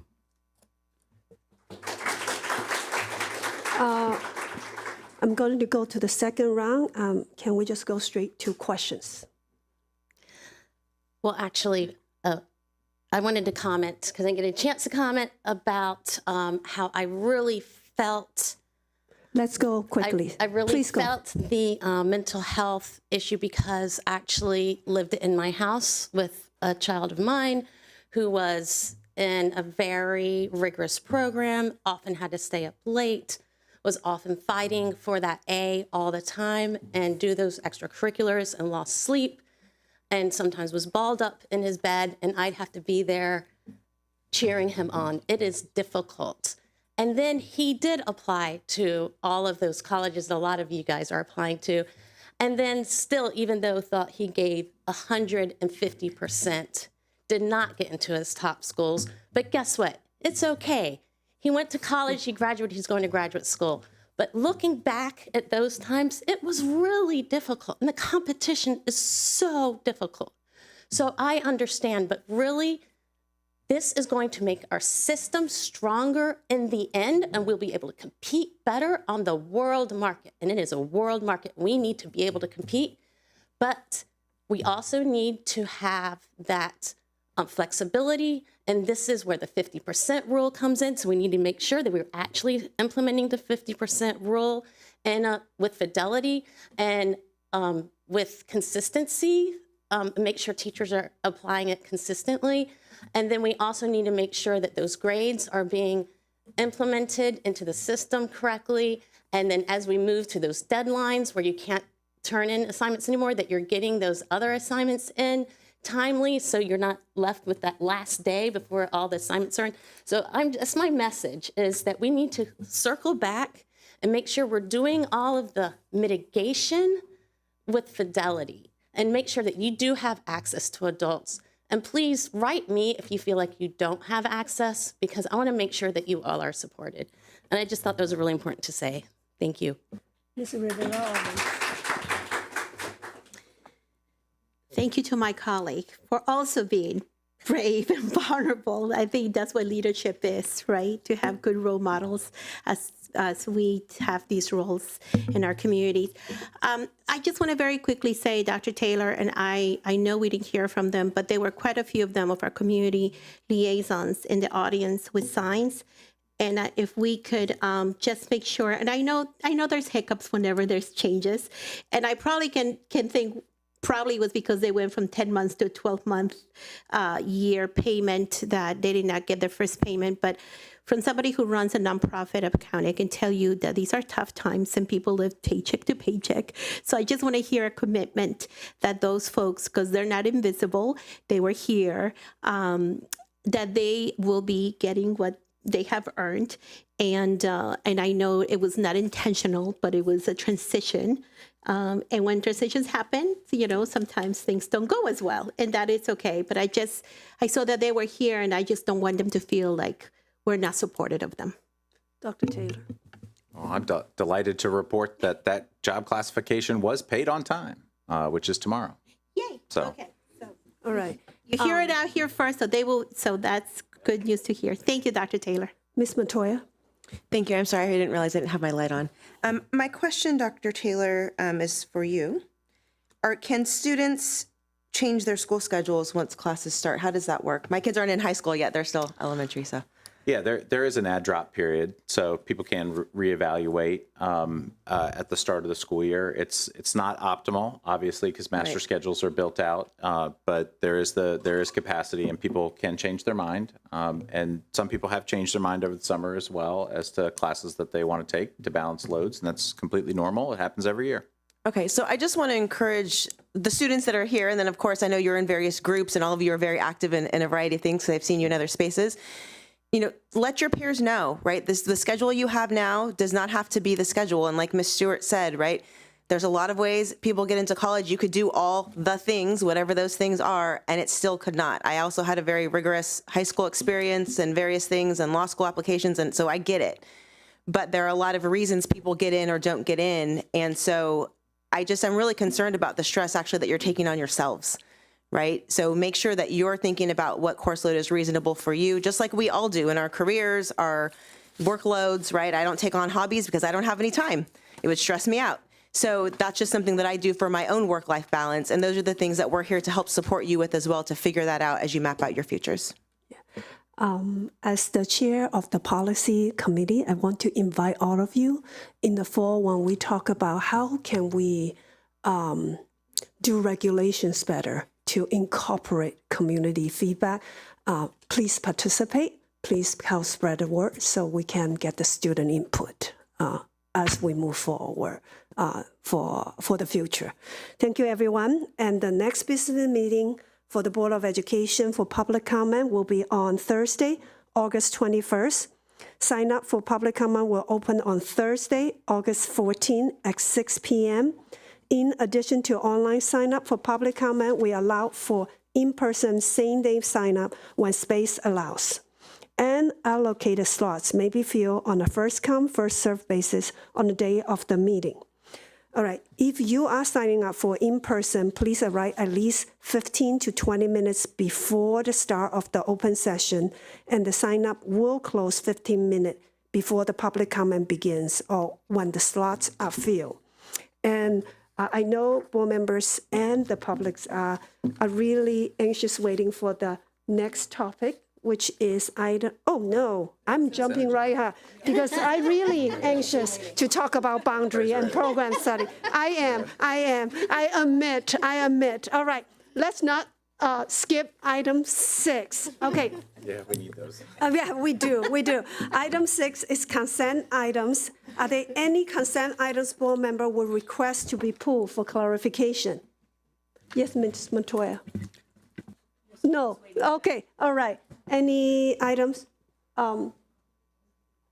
Taylor, what about the? We can do that. We'll do it after? All right, so no items to be pulled. Then can I have a motion to move item 6.1 to 6.13 in block? So moved. Second. Okay, there's a motion and a second. All in favor, please raise your hand. That's unanimous with those present. All right, so. Thank you, Madam President. I'd like to make an announcement. With the board passing its consent agenda, one of the items on the consent agenda was a resolution recognizing the passing of one of our teammates. Ron Parrott was a supervisor in our Department of Materials Management. He ran our pony mail system. He was a champion for those with disabilities and really just was a great supporter and friend for all. And we'll be forwarding a copy of the resolution that the board just adopted to his family and just wanted to recognize him. Right. This is a little bit new format we're doing. So in the future, all these will be in the consent items. All right. Moving right along to the topic of the day is item 7.1, Boundary Studies and Program Analysis Update. As this is going on, we have made this a regular topic for every board meetings to provide updates, to provide dialogue and conversation. So, Dr. Taylor. Thank you, Madam President. And you see the crew is already assembling up at the front. And what a rarity that we only have one presentation item at this robust topic for board consideration. I would like to welcome everybody back to the table for a conversation about not just our boundary study, but also our program analysis and realignment. And we're excited to share some major project updates, 2 major project updates on this particular initiative, fully recognizing that this is an emotional process where folks choose to live and where they send their child to school, and the connected programs and resources associated with it is a huge deal. It does require a ton of feedback from our community, and everybody has a different opinion about both the process and the outcomes, and that's okay. This is an opportunity to communicate those things and for us to learn from one another and for us to create a system that can be better serving of more folks. So with that, I do want to point out that it is important to ground this work in our purpose. At the heart of both of our efforts, both the boundary and the program analysis, is our goal to ensure that all students, regardless of their zip code, have equitable access to high quality, enriched programming. That we also are taking deliberate steps to addressing some long-standing structural inequities that have impacted opportunity across the county. This afternoon, we will begin with an update on from our boundary team, who will provide an overview of summer community engagement outreach efforts. Following that is a shift to our programs team, who will share the progress made since our last presentation. And before I conclude with some comments, I do want to point out that there are a couple of documents that are attached to board docs for the public to review. We wanted to make sure that the public could see all of the comments that were shared in some of our engagement and some of our feedback from surveys. We also have some detailed charts and graphs that the board has printouts of up front here on the dais, but we also wanted to make sure that folks could see things attached in digital format beyond just the presentation itself. So as you may recall, during the June board meeting, we presented a draft program options along with a preliminary proposal for grouping high schools into regional pairings, 6 of them. That presentation sparked some really meaningful feedback, as I'm sure you can imagine, from both the board members and the broader community. We wanted you to know that we heard you and that we've incorporated a lot of that feedback and refined some of that to bring back to you today. Your questions, reflections, and insights gathered from your engagement have been hugely valuable. They have informed and shaped the work that we bring to you today, and I'm very pleased to present recommended answers to a lot of questions that our community has been asking. A refined set of program recommendations and an updated recommendation for what a regional model could look like, and providing the board with more voices and more themes from our feedback. At this time, I'll turn things over to Mr. Adnan Mamoon, our Chief Operations Officer, and Mrs. Nikki Porter, our Chief Academic Officer, who will walk us through the details of this important work. Mr. Mamoon, Mrs. Porter. Good afternoon. Thank you, Dr. Taylor. Can we get the presentation up, please? Thank you. Yes, as Dr. Taylor already mentioned, we're going to provide an update on the community engagement and current feedback for the initial options, and then share recommendations for the program access and equity that's going to be shared by Ms. Porter and her team, and answer important stakeholder questions. So starting off that, our topics for discussion today align with our strategic plan goals. 1, all students will demonstrate high levels of academic achievement and growth. Goal 2, ensuring meaningful post-secondary outcomes for all students. And goal number 3, ensure a safe and welcoming and inclusive learning and work environment through positive climate and effective operations. So just a quick reminder of our boundary process timeline. As you can see, we're in the synthesizing feedback and refined option phase. I'll talk about the feedback in a little bit more detail as we go down the presentation. So we have been, we've shared the initial options in May and June with the community. We have received a lot of feedback. Total number of feedback received from the Woodward survey is about 6,300. And total number of feedback received for the Crown study was about 4,300. We're in the survey is closed earlier this week on Monday. We're still in the process of collecting. Well, we have collected all the feedback, and we have, as Dr. Taylor mentioned, we have shared those in the board docs. But we're in the process of synthesizing and kind of grouping the feedback, and that's what's going to happen in the next few weeks. And then, using those feedback that we have received, as well as all the feedback we have received from our office hours and other conversations and feedback we have received from the community, we will use those to refine the options and go back out to the community in September. And then there will be a second set of surveys with those refined options, and we'll be collecting those data and synthesizing those feedbacks in October and November. And then that would help us in December to work on the superintendent's recommended option, which will be completed in December and presented to the board in January of 2026. We will be holding public hearings, and obviously the board will get more written testimonies and hear from the community in February and March, with the final decision in March of 2026. So wanted to give an update on the additional community engagement that we have completed. So to better meet families and community members in areas or by demographics that we didn't see represented well in our survey results, we have been doing outreach about the boundary study and program analysis in the following ways. Family engagement specialists are connecting with families and community groups.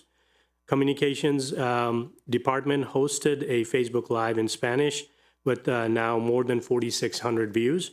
English and Spanish flyers have been sent out to multiple community organizations such as libraries, recreation centers, religious organizations, and more. Soon we will be sending flyers to be posted in community laundromats. Multiple people have been calling families in our community Pulse phone campaign.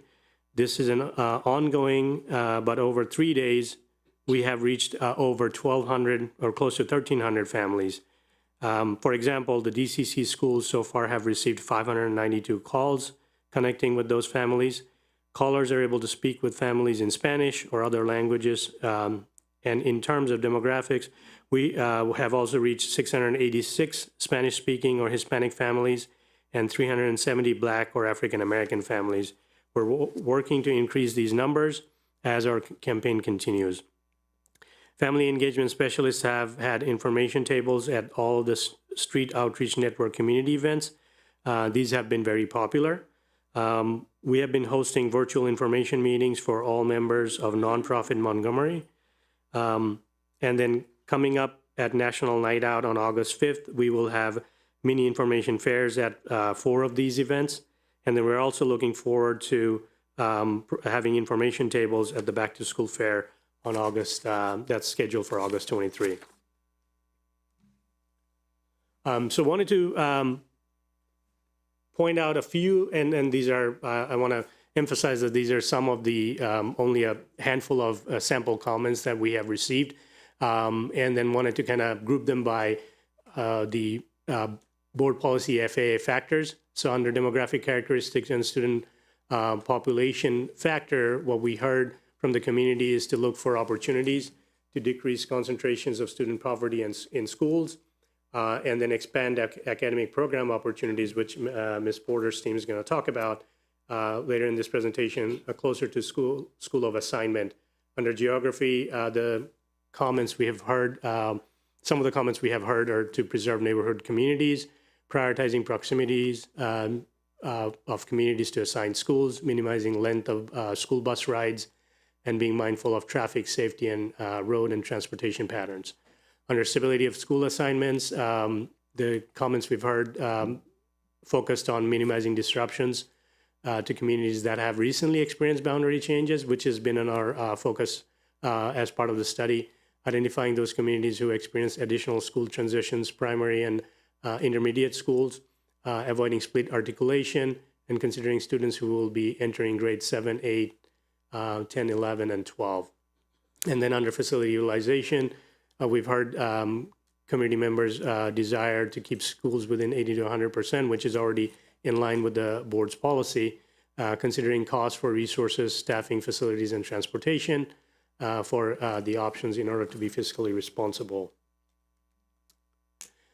So we also wanted to kind of point out, again, these are representative samples of some of the comments we have received, and these are by clusters. For example, for Winston Churchill cluster, we've heard from families expressing concerns about initial options, middle and high school assignments outside of current pathway, Wayside Elementary School being an example. For Poolsville, the concerns we've heard were about future of criteria-based programs, enrollment data of resident students versus transfer students for Poolsville. For Clarksburg, we heard recent boundary changes, which they have gone through. And then Quince Orchard, we heard about initial options for middle and high school assignments outside of current pathway, specifically for Rachel Carson Elementary. For Damascus, some of the concerns we've heard is questions about the timeline for the future construction project. For Seneca Valley, again, it was a common theme about recent boundary changes that they have gone through for Seneca Valley. Gaithersburg, again, recent boundary changes for Harriet Tubman. Watkins Mill was, concerns about it being highest percentage of students receiving free and reduced meals program, and then multilingual learners. For RM, the concerns were about future of criteria-based programs and future of K-12 IB pathways. And for Northwest Cluster, disproportionate split articulation, Great Seneca Creek Elementary School. And for Thomas Wooten, initial options for middle or high school assignments outside of current current pathway for DeFeeve, Travilla, and Stone Mill, and then split articulation within neighborhood communities, townhomes versus single-family homes. For the Woodward, from the Bethesda Chevy Chase cluster, some of the comments we have received are about, again, for recent boundary changes for Rock Creek and Silver Creek, additional split articulation for Rosemary Hills, Chevy Chase Elementary, and North Chevy Chase Elementary, initial options for middle and or high school assignments outside of current high school cluster, which was Westland Middle School. And for Montgomery Blair, future of Down County Consortium, which again will be discussed later in the presentation, future of criteria-based programs for Montgomery Blair, and overlapping walk zones between Montgomery Blair and Northwood High School. For Albert Einstein, future, again, the common theme was future of Down County Consortium, future of two-way immersion pathways, and initial option for middle or high school assignment outside of current high school cluster, which was for Woodland Elementary. For Walter Johnson, we heard concerns from Farmland Elementary School, and then some disproportionate split articulation at Kensington Parkwood and Garrett Park, and enrollment projections data for future development in that area. For Kennedy, again, the future of Down County Consortium and facility utilization. Northwood, we heard from the Forest Knolls Elementary School about their future articulation and overlapping walk zones between Montgomery Blair and Northwood. For Wheaton, future of Down County Consortium and facility utilization in the Wheaton cluster was high in all the options. For Walt Whitman, we heard from the split articulation for Burning Tree and Broadway Hills, traffic and pedestrian safety, an initial option that was outside of current high school cluster, which was for Thomas Pyle Middle School. Again, reiterating that these are some of the samples. We have shared all the comments in the board docs. I'm not now going to pass it over to Ms. Porter and her team for the program study. Thank you very much. Good afternoon. We are excited to come back to you today to talk about updates regarding programs. And so just to give you an idea of the things that we will be covering today, we'll just give a very quick refresher of where we left off in June. And just to touch base on that right now, we did share at the June 24th board meeting our initial thinking around 8 potential programs that reflected both high interest from our students and also alignment with high demand industry fields. And we also introduced our thinking around a proposal for grouping high schools into 6 regions. And we heard you, we heard our community. Our community has been asking questions. And so all of that we have taken into consideration to bring forward some recommendations today. As we continue to move forward, we are going to share with you questions that the community has been asking that really drove some of the decisions that we will be sharing today. We'll be sharing with you updated recommendations around our programs and also recommendations around our 6 regions and the schools that we believe would be best suited for each region. And then we'll talk about our next steps. And I'll ask them to do the next slide for you, so you don't have to follow, but I appreciate it. Thank you. So we actually have on our MCPS website a Ask Questions section around our programs. And we, if you go to the next slide, have heard from, at this time, 809 respondents. And you can see here who has responded based on areas within our county. And we just put the respondents that have 9%, almost 10% or above. So you can see there. And if you go to the next slide, even more importantly, as we really wanted to take a look at the themes that were elevated by the questions asked by our community. And so you can see there, countywide programs. There were questions about whether existing countywide programs will be maintained or phased out. There was an interest around Crown and Woodward high schools, around how these new schools might serve as potential special program hubs. We received questions and requests for clarity around the 6 region models, what schools and programs would be assigned to each of those regions. We received questions related to funding, resource allocation, and student transportation logistics. We also received questions about current and future role of the Down County Consortium. And it's important to share with you that these 5 themes highlight key concerns by our stakeholders or questions by our stakeholders, and they emphasize that answering these questions are really crucial to building trust and being able to stay involved with the boundary and program process. So that is why we are highlighting them today. And if you go to the next slide, Ms. Franklin and I are really going to talk about some decision points and recommendations as a result of some of those community questions. So before we do that, next slide, please. We want to just really focus on why are we doing this? And just make sure that we take a moment to ground ourselves around the work and the core purpose behind this initiative. So first and foremost, it's about equity, and we want to make sure that all of our students, regardless of zip code, have equitable access to high-quality enriched programming. We're also committed to addressing historical inequities, including long-standing patterns of underrepresentation and barriers to access that have impacted certain student groups and communities. Our current model often requires transporting our students across the county to just a limited number of centrally managed programs, and we believe it's time to reimagine this approach. Rather than operating from a mindset of scarcity, we're working to create an abundance of opportunity by expanding access and making that access closer to our students' homes.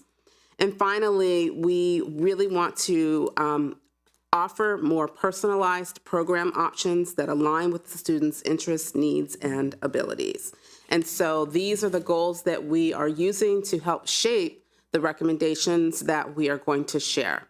So again, we're going to share some decision points and recommendations based on a lot of the questions that our community have raised, not only on the website, but also as we've engaged with them throughout this process. So next slide. One of the questions that we receive is, will the county-wide program continue to exist? And this is a critical decision point, and it speaks directly to the long-standing question about access, equity, and system design. The county-wide program model will be enhanced by replacing them with the 6-region model. We believe that students will be better served with the 6-region model moving forward. In our review, we've considered the benefits of maintaining a centralized or county-wide model and also thinking about the barriers. We've really thought about the transportation, the access, the underrepresentation, but we've also heard from our stakeholders who value rigor and reputation of countywide programs and want to see those opportunities expanded to more students. So as we move forward, our recommendations aim to strike that balance, preserving what works, but also evolving the model to better serve all of our students. Ms. Franklin? So if we can go to the next slide. Yep. Let me do that again. Thank you. So this is a slide that's going to talk a little bit about the why we're making the recommendation of discontinuing the countywide. And what we do know from our community and even from school staff, there are so many great aspects about what the countywide programs have done for the community. And so we are definitely going to build upon that. But here are some examples of the data that gives us some reason to think differently about how to evolve. So one example is, as you know, we have a variety of criteria-based programs in the school system. They include the science, math, computer science programs at Blair and Poolesville, the communication arts program at Blair, the global ecology at Poolesville, and so on. And these programs are established. The 3 countywide programs in particular are the Visual Arts Center at Einstein, the global ecology program at Poolesville, and then also the Richard Montgomery IB program. And so those are to serve students countywide. And if you look at the first bullet, you'll see that we have over 800 applicants for our global ecology program. There are 90 seats. And when you look at where students are drawing from, that program, for the most part, the majority of those students are coming from 3 to 5 high schools. So no, we're not necessarily serving countywide, simply because there are pockets of our school system that cannot even apply, that don't even apply to Poolesville, simply because of the distance. So that's really important for us to think about in terms of access and equity. Although it's countywide, is it really accessible? Our next item is our Richard Montgomery program, which was established, it's been over 40 years. And since then, we've added 7 more high school programs. But there are over 1,000 students that apply to the Richard Montgomery IB program. There are 125 seats. 25 of those seats are for local students. So that means that out of over 1,000 students, we are filling 125 seats with 25 local. And we also have feeder middle school, Julius West, feeding into that school. And they have 141 applicants that want to get into the Richard Montgomery program. So that means for those students, 141, if there's only 25 local seats, there's a limited number of students that can get into the program. That is at their local school. So that's a challenge. And we do have regional programs elsewhere. But one of the challenges that we are struggling with is trying to establish the value of 2 programs, a regional and a countywide. So when we have 2 programs that exist like that, there is sometimes a value added to a countywide program that might be considered superior over a regional program. So those are one of the challenges that we do face with some of our families. The one other piece we wanted to point out to you is that the countywide program requires lots of resources in order to serve the students coming. If you have one student that's coming from a high school cluster, we have to send a bus. So therefore, you see that Richard Montgomery requires 24 buses. We have 1 bus for John F. Kennedy's regional program, and both Springbrook and Watkins Mill have 3 a.m. and p.m. buses. So there's a very big disparity there in terms of services to students in transportation. The one thing that I think is interesting that we've watched the trends is that the students who are invited to both the regional and countywide programs, we have many students who apply to both for the IB program. So hence why we thought that we'd have lots of space for students who wanted the program. But what we have found in our trend data is that students often decline the regional program, even if it's closer to home. And so that is just something that we have noted and also offered for students to go to their regional program if they've only applied to the countywide. We've even extended an opportunity for them to go to the regional program. And those we also have a number of students declining. So we are seeing lots of different challenges when it comes to our countywide programs here. Okay. Next slide. Okay, thank you. So the next decision point question that we are often asked is, are we going to get rid of the 2 consortia, Down County Consortia and the Northeast Consortium? And while the short answer is that we will discontinue those 2, we want to build on the strengths of the consortium model. There are several strengths that we hear about from our community on a regular basis. High levels of parent and student engagement, opportunities for program and pathway exploration, 4-year course sequences with capstone experiences, and the value of a smaller learning community. Those are the things that we want to maintain as we look into a 6-region model. So that is our recommendation, and I'll have Ms. Franklin explain a little bit more. To the next slide. So I am a very big fan of many aspects of the consortium model, and I see absolutely several of the aspects of the consortium model evolving into our 6-region model. I feel that our Northeast Consortium and Down County Consortium communities have been very socialized in understanding program examination. They stay very engaged with the school choice process, and they ask lots of questions, and we see lots of success with the academy and signature program pathways that are available, providing smaller learning communities and a sense of belonging for our students. A couple of things we want to point out here in terms of what we want to build from the consortium into our 6-region model. Obviously, equity and access, wanting students to be engaged and be part of a personalized experience. But what we have found with our consortium model is that over 80% of our families say they pick a school because of the programs, which means that they're examining the different academy programs and the pathways at school. So that's important to them. So moving toward a 6-region model is totally in alignment with what they're experiencing and what they expect for their students. Each of our region models will also provide one very rigorous or career-ready program in each of our high schools, in addition to local pathways. So we're very excited about how this is just an easy move from consortium to a 6-region model. Next slide, please.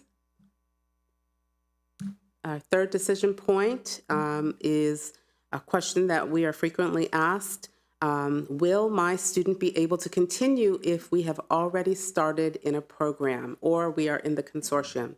And the answer is yes. Our recommendation is to minimize disruption and provide continuity for our students who've already started in a centrally managed application program or have been assigned through a consortium. So students entering grade 8 in 2025-26 and earlier will be a part of a legacy cohort, and they'll have the opportunity to continue in their current program or school through their completion. Beginning with the class of 2031, students will participate in the regional model and access programs available within their region. So we want to be very thoughtful about the transition. We have had several parents ask us to provide some type of visual for what this will look like by cohort or graduating class. So Ms. Franklin and her team have put together something I think has been quite helpful. Next slide, please. So let me orient you to this slide. So this is a visual. This also came a request from our design team to have something to look at so we can respond and work from. So if you look toward the top across, you'll have the school years, 2024 to 2033 going across. And then down the left, you'll have the class, the graduation year. So we wanted to use this as, and talk from this from the class of. So we will also go to the second row, where in each of the years we talk about some key happenings that are happening in our system regarding the boundary study and then also our proposal for the 6-region model. So in 2025-26, the new boundaries will be approved by the board. In the following year, we're going to have the first admissions application season. And then in the following year, we'll have a transition year because we'll have our current process and our proposed new process happening at the same time. And if you look at 2027 to 2030, those are transition years, and we've marked them so because that's when we'll have, if you look vertically on those years, you'll see that you'll have a combination of blue and purple, blue and purple. So the blue means it's the current process for that class, and the purple is the new proposed process for that class. And so for 2027-8, when you look at it vertically, you'll see that there'll be, the 9th graders will be in their new process with the purple, and then the students in grades 10, 11, and 12 will be in the former process, completing their programs. And then each year we'll be rolling it out, and the first class that will be experiencing the full regional model and the process will be class of 2031. So we wanted you to see that. And then on the right side of each of the classes, we made an indication to help with what kinds of school assignment changes would be happening with the boundary. So those are some of the notes that we have there. No changes for the class of 2028, no changes for the class of 2029. And then if you look at the class of 2030, this is the group where we're getting a lot of questions because they're current 8th grade. And so many of you have gotten a lot of questions. So today is our recommendation that we're sharing with the decision points about students who are centrally identified or centrally placed in programs, in our regional countywide programs, will be able to stay in their programs. And then our students who participate in the consortium and are assigned will also be able to stay. So those are our recommendations, and we have that on this chart for you as a way to look at that. So I want to make sure I cover, I want to make sure you know everything about this chart. Okay? Thank you. Next slide. And our final decision point and recommendation is around the question regarding our career program hubs at Thomas Edison High School of Technology and Seneca Valley High School, and whether or not these sites will offer be available to all of our students. And yes, these sites will continue to serve students from multiple regions. We recognize that these are specialized programs. They are not easily replicated in each region due to their unique facilities and resource requirements. And therefore, we have made an intentional exception to the regional access model, and students from approximately 3 regions will attend one school and approximately 3 to the other. We haven't worked out all of the logistics at this time, but we do believe that that will be an equitable approach. And we are going to move on, if you go to the next slide, to recommendations for program access. Maybe go to the next slide. So I am very excited about this option, and we really want to thank the board for giving us additional feedback and the space to just begin thinking about how best to serve our students with equity and access in these programs. I've been serving in this role for many years, and it's been very exciting to see the evolution of the different opportunities to serve our students. And what an exciting time to now be at this place where we really get to do amazing work for our students who are here today. They may not benefit from it, but they certainly will learn about it. But we are really looking forward to serving our students as early as our 6th graders who will be going through this process, and we really want to get ready for them. So when we think about the proposed 6 regions model, what we wanted to make sure that you knew is what informed our decisions, what informed the thinking and the collaboration around this. So we wanted to minimize disruptions where we could. We know that we're opening 2 new high schools, and so we wanted to get ready for that. There are some implications for students who may be in 50 of the schools that are going to be impacted by the boundary study. We wanted to definitely maximize existing routes and efficiencies. That's really important. Work smarter. Obviously, looking at geography and proximity, trying to group the schools together. I know lots about that because of the consortium model. We also want to aim for comparable student demographics. We want our students to learn from each other. And obviously, a very big item is facility utilization between 80 and 100%. That's actually one of the governing principles for the consortia, is trying to address that. And then obviously having a consistent transportation approach for centrally managed programs. Over the many years, we have had such support from operations and transportation to provide transportation for our centrally managed programs, but we have hit a wall. Some of our programs do not have central stop transportation, and that does not seem fair, and it is inequitable. And so that's why this is a great opportunity to address that by providing more equity and access for students in this model. Transportation will be part of that, and we want to be able to say yes to students who are part of these programs. So let's go to the next slide, please.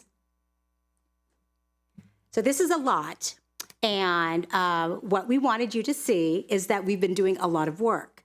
And so on the left are 6, is the number 6, 1 through 6, and then at the top, you're going to see 5 different scenarios. These scenarios are examples of how we were trying to create regions. So we started with number 1, which is what you saw last time we came before you. Very lukewarm response, so we knew that we had to do some more work, and we're coming back to you to show you the work and what we were looking at. And we're going to talk to you a little bit about the evolution. But what's really important is that this work was driven by looking at resources and transportation, student demographics, and facilities. No one of those principles was more important than the other, but we wanted to see where we can maximize all of them. So we started with looking at these different options and looking to see if we had any objections. And if there were no objections, then we started to talk about what we had available in each of the different regions. So let's take a look at the next slide. So this is our evolution. So I think this is kind of fun. So in scenario number 1, we talked about transportation and student demographics simply because we had that information and we wanted to create the least amount of disruption when it came to our operations if we could. So we started there. In scenario 2, we then adjusted it for facility use. And then we came up with another option. The other option was now considering where we had wellness centers. Would every one of our regions, if we were to design them, could they have access to a wellness center? Then we moved on to scenario 4.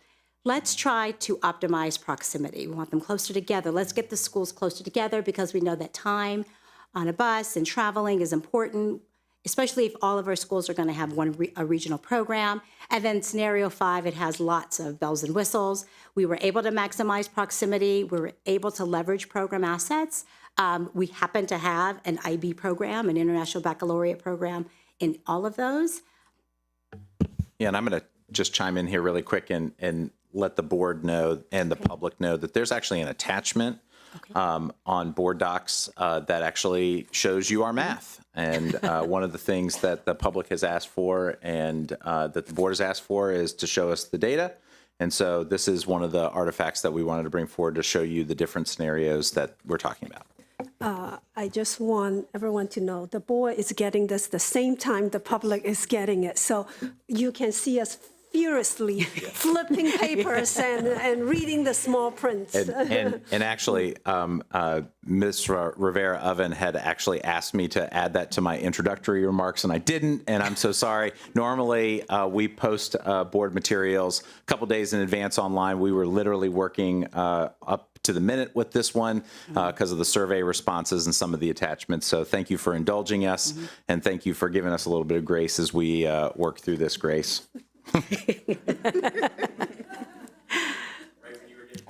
That's right. That's great. So back to scenario 5, then we also have the potential for sharing operational resources, which is working smarter. So we really do have an opportunity to really strike a well-planned and execute a program for our students going forward. So let's look at what scenario 5 looks like.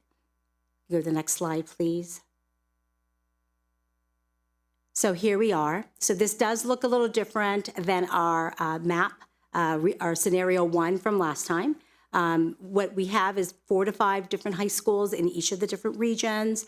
We did touch base with transportation that until we know exactly which of these regions we're going to put together, but the thinking was that transportation would range between 45 minutes to an hour, depending on some regions. So obviously you can see where Poolesville's located. We're covering a lot more ground. And then some areas of transportation might be more dense because of traffic or more dense communities. So it may vary between 30 minutes to 60 minutes, depending on traffic and routes. So what's really important that I really wanted to point out here is that in this model, what we have is we're expecting all students to be able to access a regional program within their region, should they want.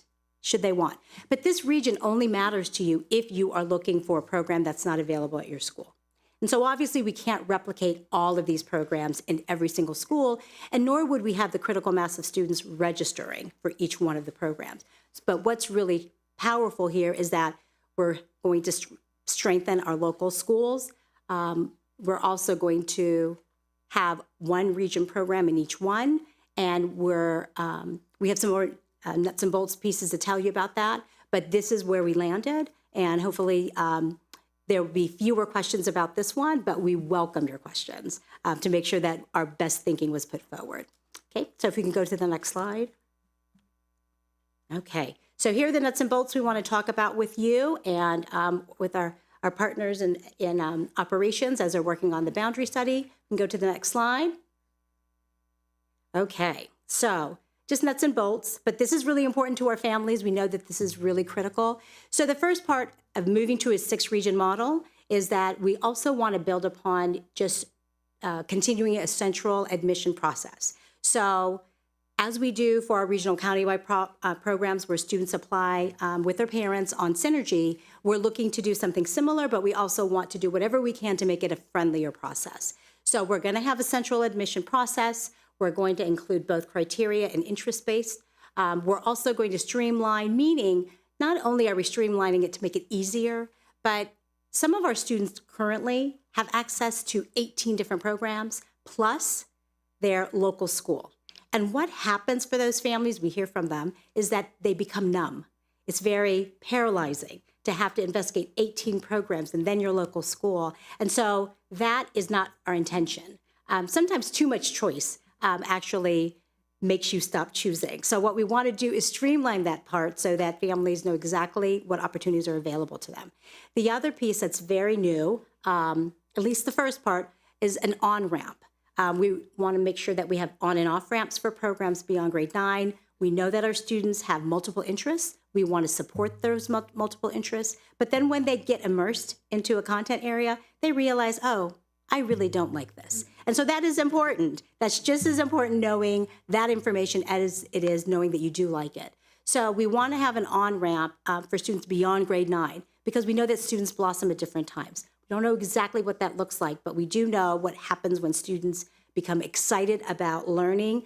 They have a great teacher that got them turned on to a new content, and now they want to fully immerse into a certain content area or pathway. We want to be able to accommodate that as much as we can. And then for students who need a different change after they realize they don't like graphic design, it's too much time in front of a computer, that's totally fine. We want to have an opportunity to counsel you, have you work with a career counselor, work with your teachers, and find a different program and pathway that's available to you. So now let's look at seats. So currently in our model, we have seats from a total of 120 to 500, depending on the different programs. So what we're looking at, based on feedback from our design team, our project team, our schools, our school coordinators, we're looking at a range of 120 to 260 seats per school. But we also want to preserve local seats because it's really important to have our local students access the program that's in their school building. And should we have more interest as we're learning this part, we can expand and contract as we need. So we want to be able to reserve that so that we can grow the programs as much as we can. And that's our part about the nuts and bolts. Okay. Next slide. So now I'm going to turn it over to Ms. McLean to talk to you about the program development. Thank you. Next slide, please. So while we initially proposed 8 regional programs in June, we've since streamlined to 5, based in part on feedback that 8 programs felt like too many to launch effectively. So the 5 are here on the slide: medical science and healthcare, science, technology, engineering, and math, international baccalaureate, humanities and languages, leadership, public service, and education, visual and performing arts, design, and communication. We've shared this updated list with the design team, although we did improve the names of the programs a little bit, so they were more descriptive since then. We shared it last week for feedback. Our attendance was lower last week, so we do look forward to getting more feedback from the design team. But some of the feedback we received, including streamlining the list, allows the district to focus on building stronger, more comprehensive programs. The selected programs align with themes identified by the design team and community. And choosing these broad program areas supports a wider range of course offerings within each theme. They're also anxious for more details, and we're working on that. You might notice that one of the previously shared program themes is not included in this list. Next slide, please. Can I get, oh, thanks. Oh. So the MCPS project team recommends that business, finance, and entrepreneurship pathways be offered at every high school, given the strong student demand for these areas and for financial literacy. And as previously shared, and we want to bring forward, the design team has recommended that all schools offer parallel advanced coursework, ensure all students are well prepared for these advanced courses, provide a well-rounded course progression so students can explore their interests, expand the use of distance learning to close access gaps across schools, and offer authentic research experiences as part of the student's academic development. The work to ensure that all local schools provide these opportunities will move forward in parallel with regional program development, and it's considered equally essential to the success of this work. Next slide, please. Our regional programs will include a mix of criteria and interest-based options, including select career technical education programs, or CTE programs. The timing of this work aligns with a major MSDE CTE program revision, allowing us to strengthen our alignment with labor market demands. As a result, the regional CTE programs will be better aligned with industry standards. They will all offer opportunities to earn industry-recognized certifications or credentials, and they are designed to increase completion, increase the completion rate of these programs. MCPS currently offers 51 CTE programs of study. The programs on this slide have been identified as potential pathways for the regional implementation based on the program themes that our community brought forward, strong student interest, and their alignment with high-skill, high-wage, and/or in-demand careers. These programs will equip students with the skills and credentials needed for future success. Next slide, please. This slide shows how CTE programs that we just discussed fit within a broader model that includes criteria and interest-based pathways. It also shows how regional programs may be parallel, but not identical across regions. For example, School 1 Region A and School B in Region 3 both have the Science, Technology, Engineering, and Math program. They also both have the Science, Math, Computer Science criteria-based program, but they differ in the interest-based pathways. As School 1, Engineering, Cybersecurity, and Machine Learning and Data Science. As School 3, we have Engineering, Programming, and Agricultural Science.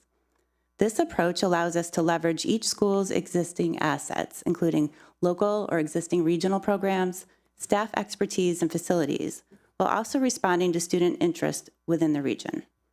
Next slide, please. So a sequence of courses alone is not a program. While students may enroll out of interest, strong programs also create a sense of belonging and shared achievement. As we expand four-year programs, our goal is for students to feel connected right from the start. All students will take a grade 9 introductory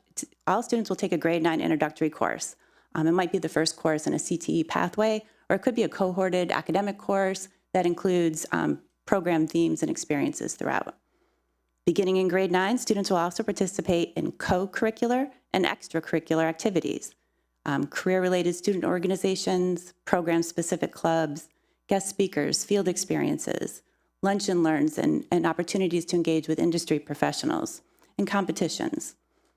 Starting early builds engagement and gives students a chance to ask, is this the right fit for me, before they have invested multiple years in the program. Excuse me. High-quality programs will also include external measures of learning, such as advanced placement exams and industry-recognized credentials. These third-party validations offer objective measures of achievement and provide students with transferable credentials for college and career. And finally, every program will culminate in a capstone experience. It might be a research project, a work-based learning experience, maybe even utilizing that industry-recognized credential. Might be designing a new product, but they'll have an opportunity to show what they've learned over 4 years. Next slide, please. This slide illustrates a possible 4-year pathway for a student in the medical science and healthcare program who has selected the clinical healthcare pathway. The students might begin in grade 9 with a biology course infused with biomedical science experiences, and that's where they might decide if this is the right pathway for them. They may also take a world language based on their goals. So if a student is focused on studying to become a doctor, he or she might take Latin, or maybe Spanish, for example, if they're interested in that direct patient care and communication. For their CTE course progression, students choose between 2 options: certified medical assistant or physical rehabilitation. And by 12th grade, students will have taken a national industry recognized credential exam, participated in work-based learning or a college-level course, and engaged in 4 years of co- and extracurricular experiences, such as activities and competitions through future health professionals. Next slide, please. All right. So how will we get there? We'll return in August with more details on the regional programs, including locations, pathways, preliminary costs, and transportation estimates. In the meantime, the project team, in collaboration with the design team, who will provide ongoing feedback, will work with school leaders to match programs to schools and finalize those pathway options. We'll launch our next phase of community engagement, building on what we've shared today, and we will continue to gather that ongoing input throughout the process. In September, we'll provide another update, this time on the local school offerings and our work to strengthen all local schools and some additional regional program details. We'll also be identifying the professional learning, resources, and budget needed to successfully implement this model. In January, the superintendent will present a formal recommendation on the boundaries and program access, and the final board decision on boundaries is in March. Next slide, please. Thank you. At this time, we will open it up for questions or discussion. All right. Thank you so much for that presentation. I do see that you have done a lot of work since our last board meeting to today. I'm going to open up for my colleagues. I'm going to start from this side. Ms. Malone, please go ahead. Stay with one comment and one question first. Okay, so first off, as a student that was a part of a program and has obviously gone through the system, I'm very excited to see that we are addressing the issues when it comes to transportation and proximity, especially regarding program analysis. One thing I am curious about is the objective to replicate existing programs or to develop new ones with similar functionalities. I think that's a great question. One of the things that we have learned about all of our programs is that there are strengths and there are areas of growth for all of them. So replicating it identically is not necessarily our interest. Replicating what's really working and then making sure that the programs are inclusive. So we want to examine those pieces. So we do have data on all of our programs about who's accessing and some of our programs, frankly, are not reflective of the catchment that they're supporting.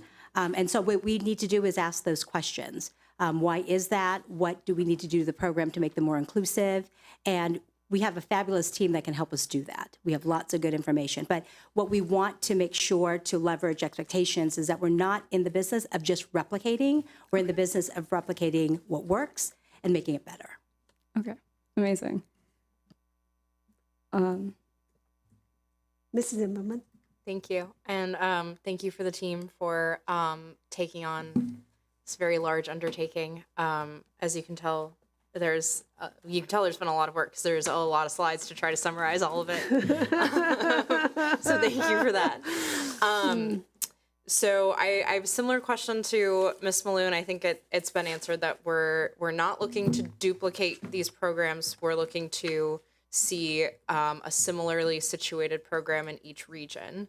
And I have asked this question before. I'm going to bring it up again because with this information, I think there's still some curiosity from the public because I've gotten this question a couple times still. And I sincerely believe that public school educators are one of the most powerful resources in a community, but they need the right training and resources to be able to do their jobs effectively. So how are we planning to increase teacher training for these expanding programs? Like, do we know that we have enough educators that have the specific science background to be able to teach these programs for these high-level courses that we look to offer? So I can actually jump in with some of this. We did, as part of some of our asset mapping, take a look at certifications. The good news is that none of the ideas presented for consideration are outside of areas of certification that we already have. Whether or not there's an interest on faculty to dive in and to hyper-specialize, we don't know. We haven't asked. That being said, that tends to be something that people do seek out. So we think our probability is pretty high in people seeking out the opportunity to teach hyper-specialized options. That's a next tier step of the part of the process. I think that there's a lot of shared learning from some of our successful programs in terms of what makes them successful. that can be shared and can be replicated in terms of the strength that they have in one program or another. And so we'll be looking to leverage that for sure. Wonderful. And as you're speaking to the next tier, as we get into that, I think many of us up here and community members would be really interested in seeing those steps that we plan to take, and if there are any needs or vacancies as we move forward. Thank you. Ms. Silvestri. A lot to process here. I feel like I'm going to have to rewatch the board meeting to get to digest it all. But I don't think we recommend that. my first question is about the. First of all, thank you for the very direct question and answers in the first structure. I was having chills, like the first time in 7 years that we're answering the community's questions directly. I love it. So thank you for that. My question is about, and maybe it's in here, I may have missed it. So the regions and the programs, it's not something you can flip a switch and say, okay, next year we're doing this. So can you talk about, I'm hoping to see a phase in. Is that in here? Did I miss a slide? Could you talk about how you will phase this in? Because it's too much to do at once. I'm glad to see you nodding your head. So I'm curious to see what you're thinking in terms of a phase-in approach so that we can do it well. So I'm going to ask MCPS TV to go to slide 20. And Ms. Franklin, I think will add a lot more to this than I will, but we couldn't agree more. And for us to do this well, a long lead time and allowing for a very generous approach to grandfathering in cohorts of students is really what's called for here. So you start to see the changeover being really significant in the fall of 2027. That's really the first cohort of 9th grade students, and that's the class of 2031. But it's really 3 full transition years plus this planning year. And if you can imagine it, the planning year for 26, 27, we've really got the balance of this 25, 26 year plus the 26, 27 year to launch fully in anticipation of a fall of 27.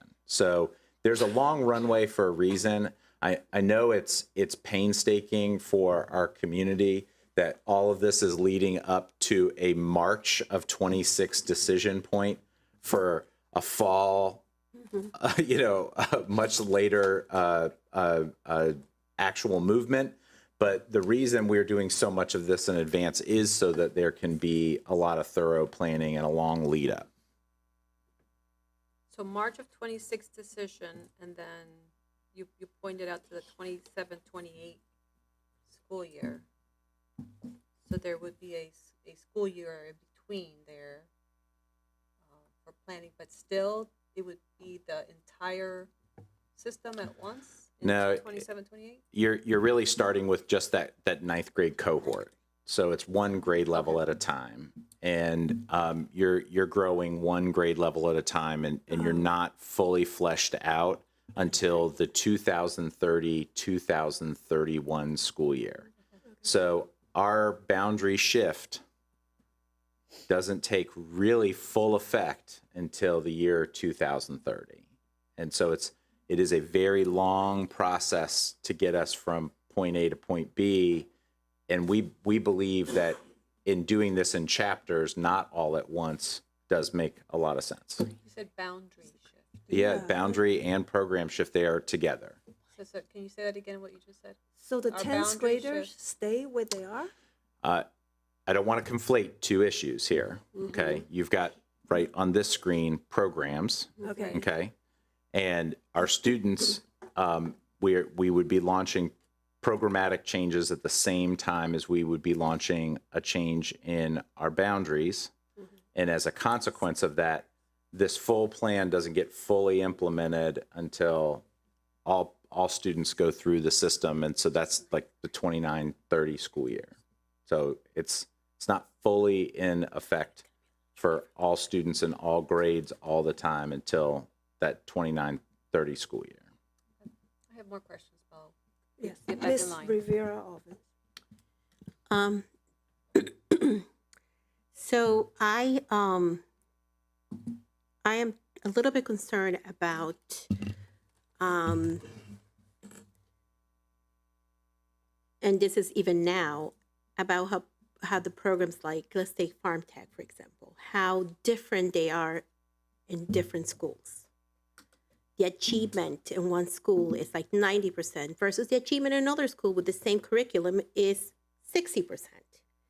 So as we transition, right, I think we need to make sure that we have the talent, the expertise of people to be able, right, because we can have all these wonderful regions, right, offering Farm Tech here and Farm Tech here, but if we still have a disparity in the outcomes, are we really putting the equity lens on that? So for me, this is, this kind of makes sense. So you're pretty much just saying we're going to start with the 9th graders coming in 2027, 28, and by 2030, it would be all of them. So that makes sense. What I want to see is, how do we support the talent in MCPS to be able to make these transitions? So then it doesn't matter if I'm taking Farm Tech at Watkins Mill versus if I'm taking Farm Tech at BCC, where that I'm going to have very similar outcomes with the kids who are in those programs. Like that's what I'm interested in also, right? Looking at how we support our folks with the training to be able then to really have an equitable impact across the board. So just kind of help me a little bit with that, and I have other questions. Ms. Montoya?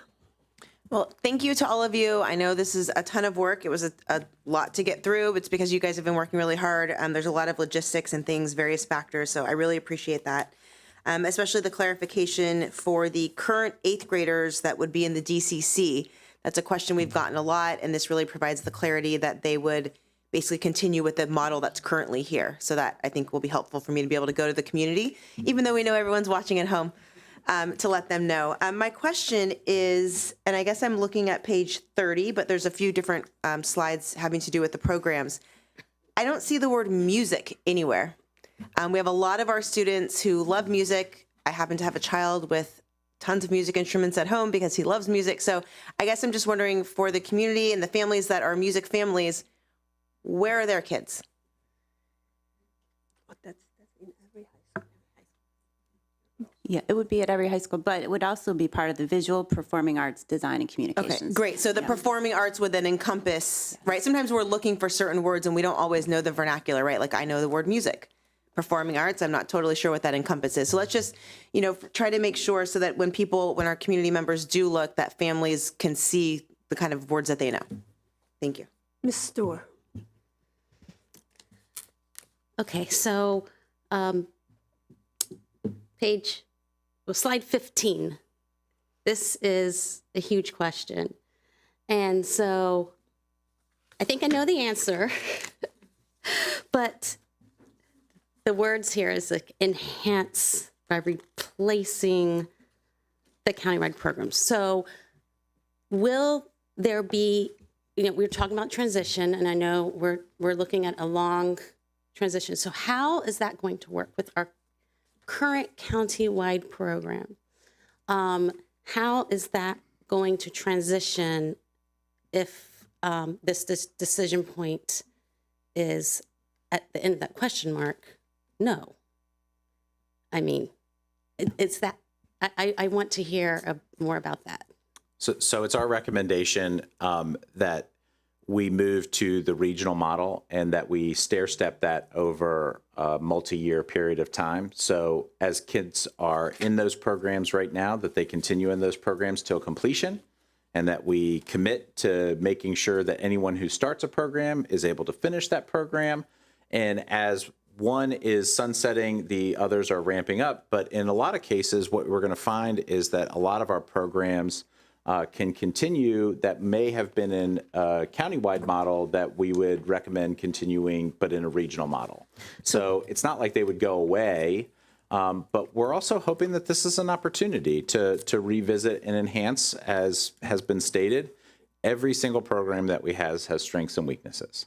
So, and we think that we can actually enhance what we currently have as well, and instead of just kind of carbon copying year over year over year some of what we've been doing. And that leads to part B of my question, and that is, we have signature programs, right, that are well regarded, and as we transition to the regional, we don't want to lose, we want to gain it as a county. And so will you, do you expect to, what made a school their character that's built over many years, do you expect to keep those programs in those schools? Because that is something I'm hearing from community members. So I'm just going to give an example. Blair, one of their key signature programs is the science and math program. Mm-hmm. So as this goes through, I mean, I think I heard you say it, but I want it more explicit. Yep. And I'll give you another example to throw on top of that, and then I'm going to point you to a document that you've got as an attachment as well. So yes is the answer, and part of this work and why some of this took so long was for us to do an asset map of what programs and what resources we currently have, because we don't want schools to lose a lot of the characteristics that make them who they are. We do think that a program as robust as the one at Blair can continue in its current state, but as a regional program and not as a countywide program.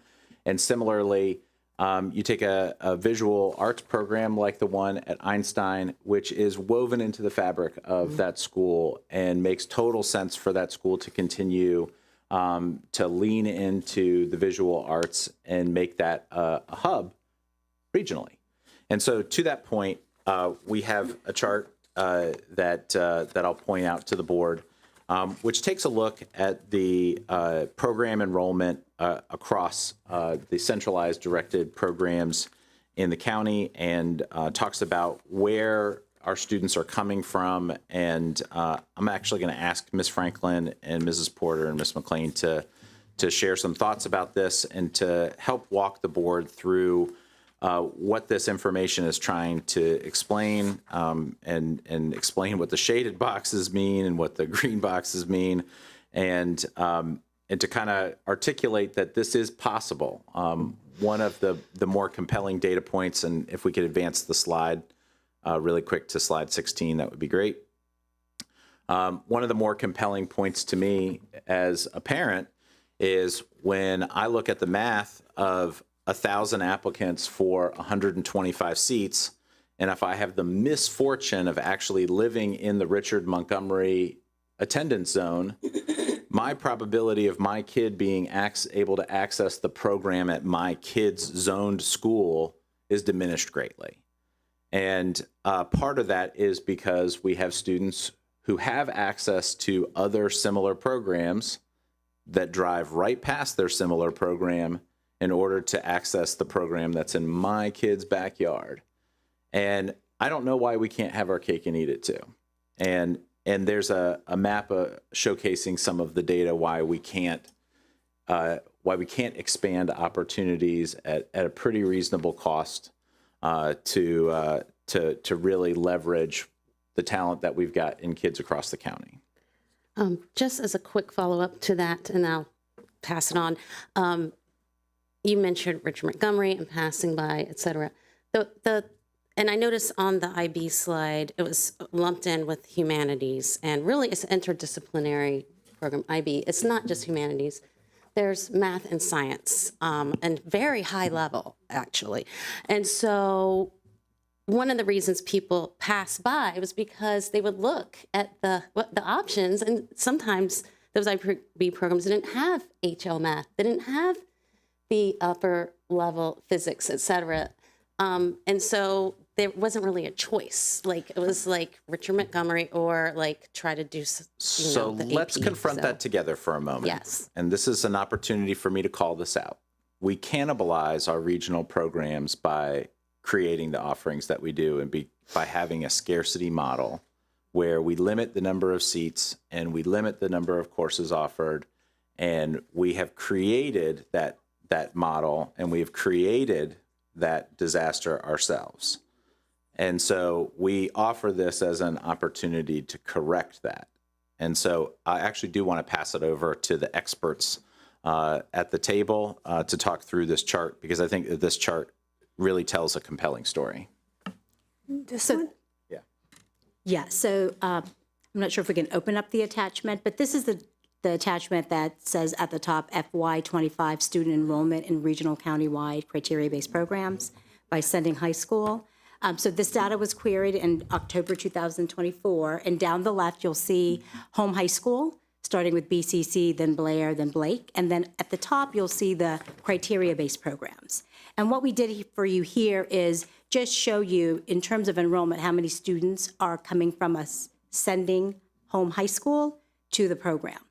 And so that's really important to see. But what you'll also notice with the gray boxes on the attachment is where it says NE.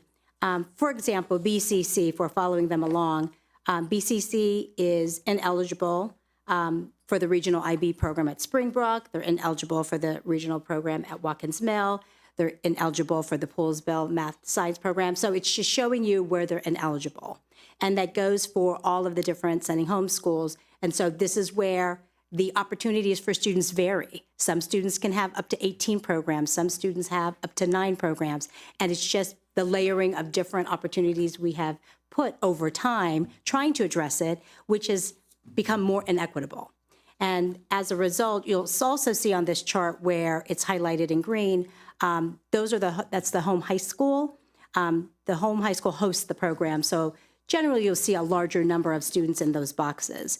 But what's important here is the last 3 columns. I think they're the last 3. But if you look at the column that says total students in regional and countywide programs, that tells you that there are a number of students in every one of our high schools, maybe except for 2, that don't venture out as often. But of 23 of our 25 high schools, large numbers of our students are very interested in programs and leave their home high school to go to a program.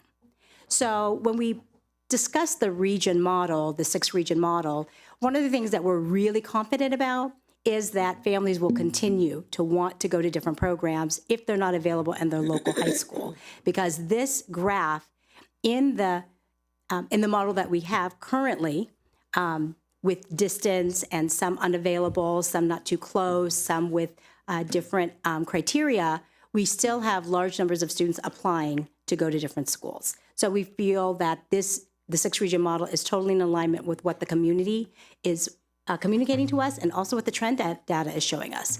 They want programs.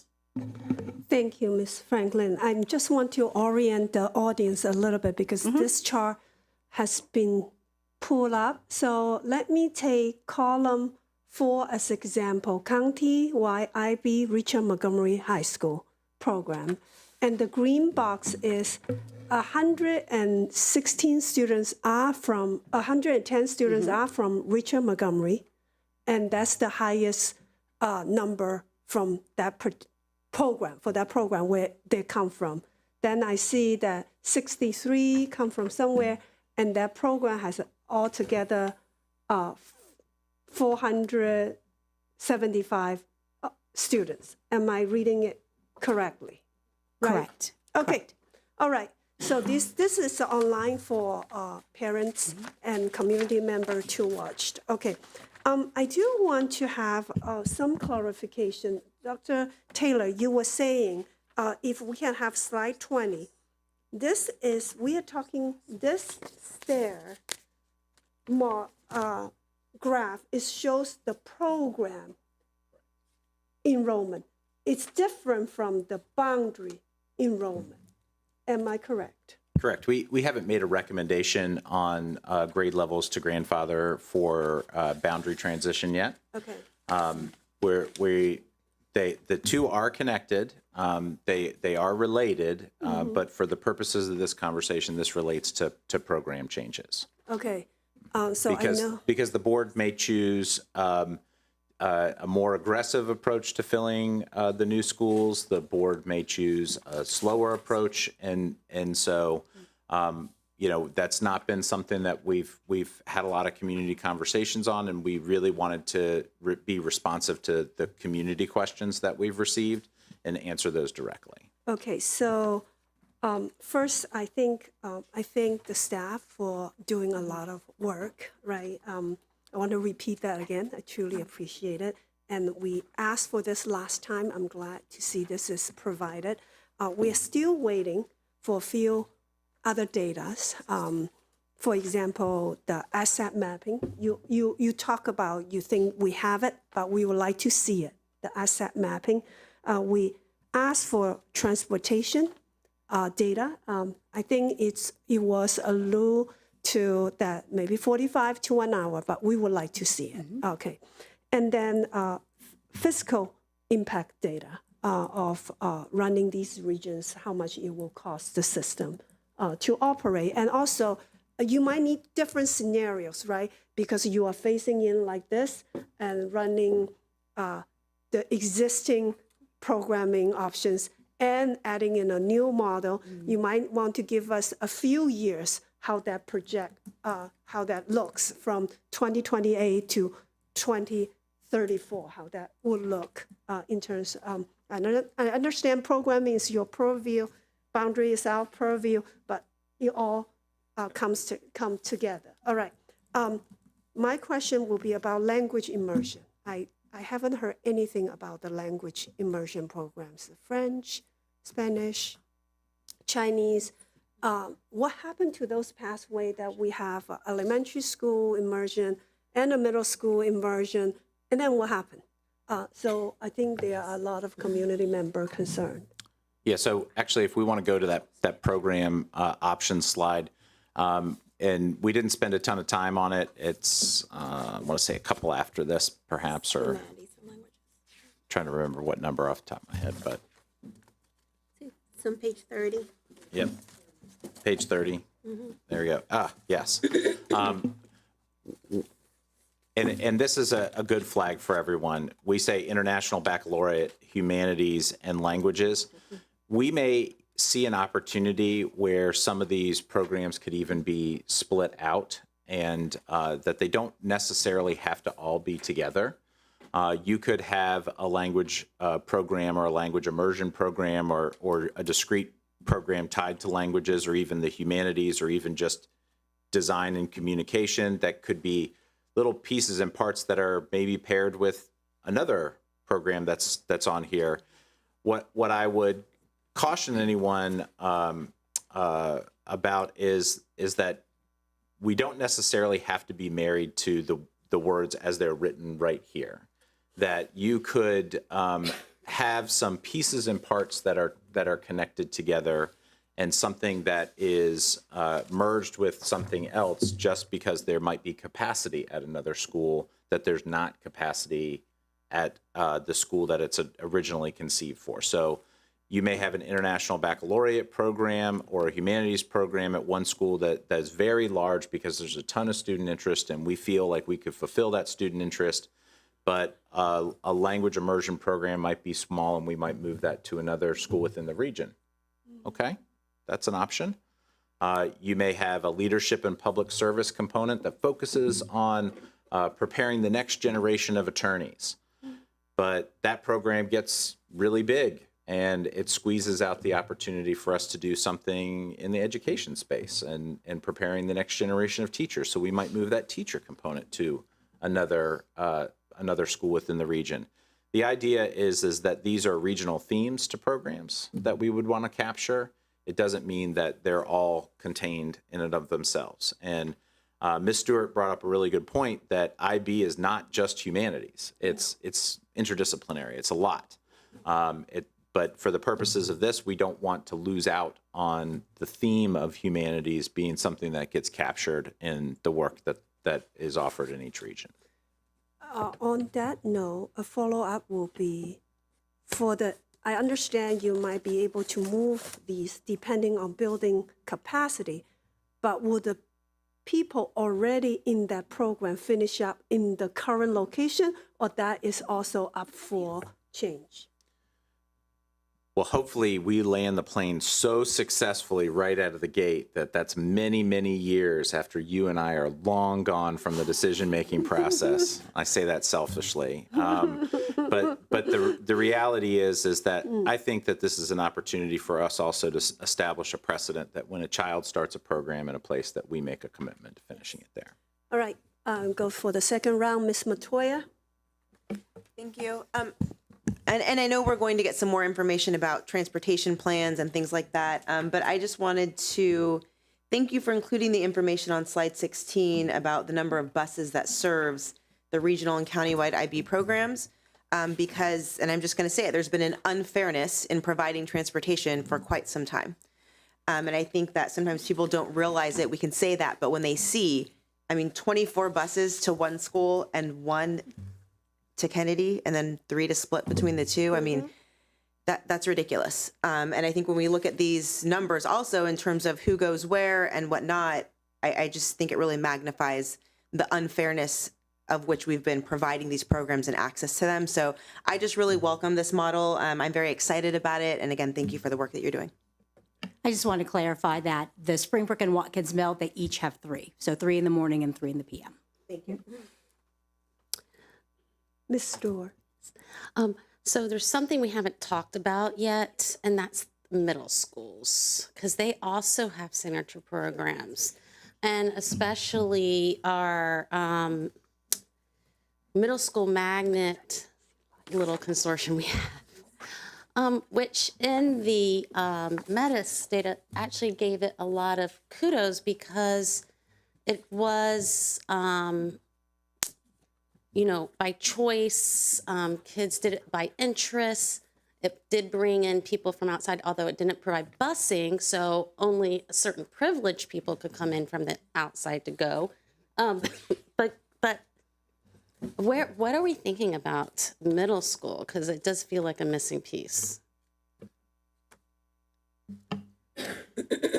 So we are starting with our high schools. Once we have figured out where we're going to put programs in each of the schools, then we want to make sure that we have that alignment with our middle schools, so that in each region we can take a look at what middle schools are aligned to the high school program. So that's the next step, our middle schools.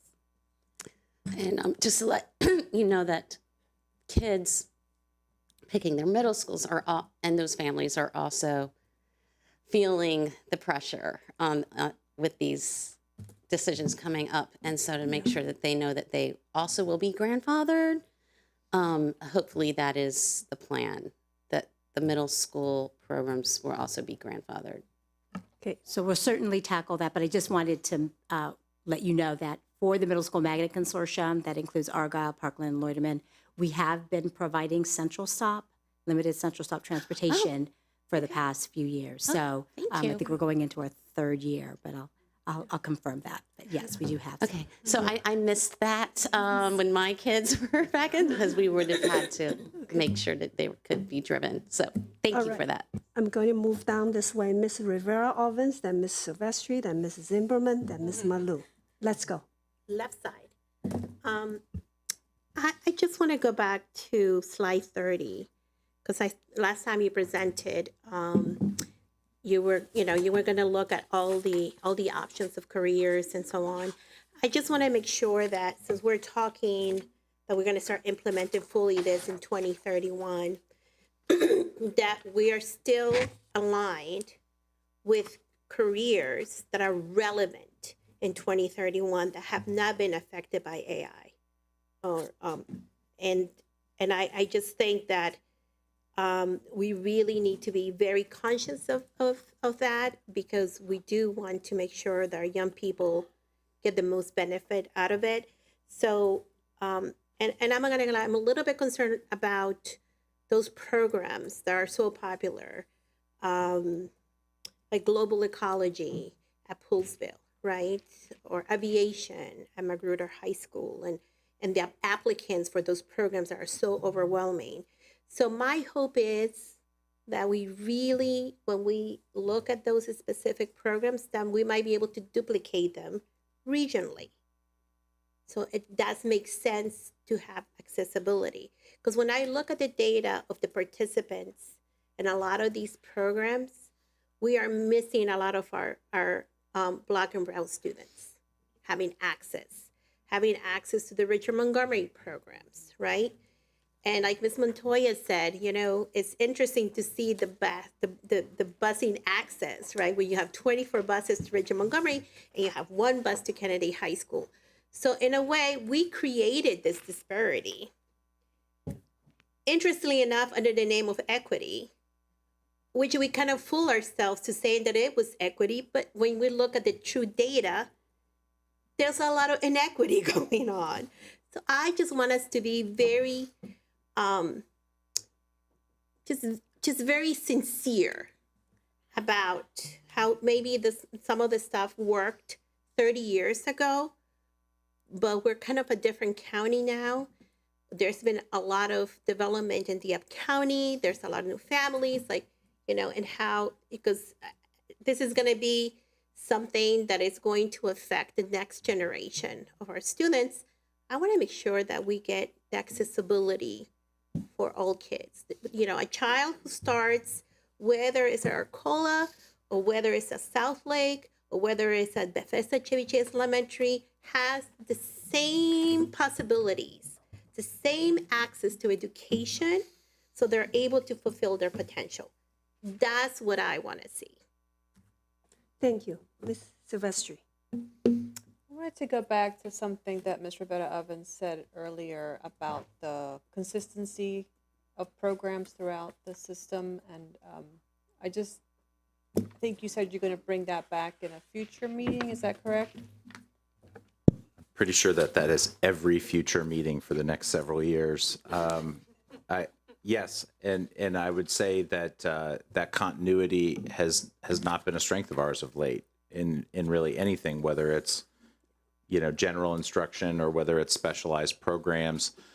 I think one of the weaknesses that we hope to correct in our current programmatic model is that there's not a lot of sharing that goes on, and there's not a lot of cross development of the educators who are serving in a lot of these programs because they don't have peers.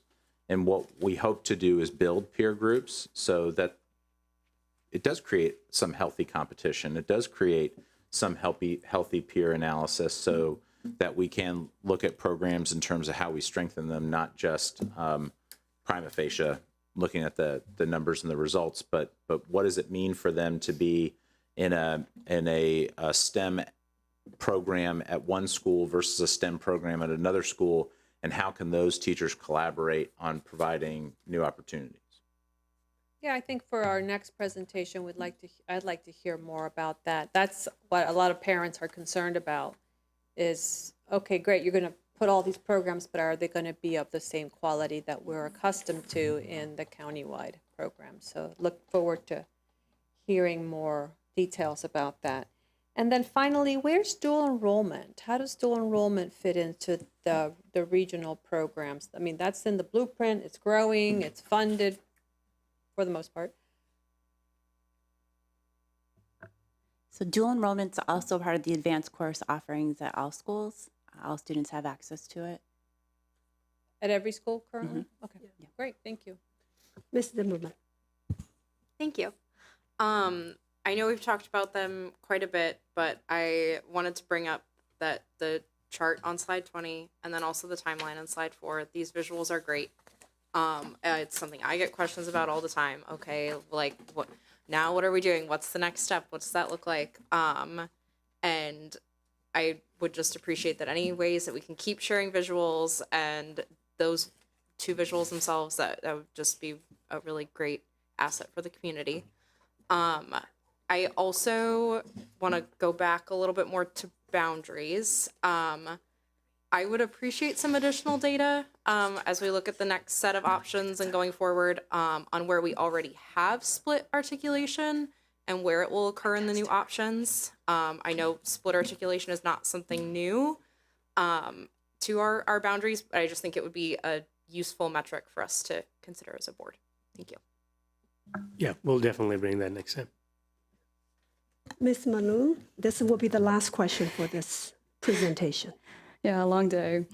I wanted to ask, so I think that a competitive spirit is a very, very important part of a program, especially in a concentrated place, as we've seen with very successful programs that we have currently. So what measures are going to be taken so that we can ensure this continuously happens, since we are expanding these programs so many times?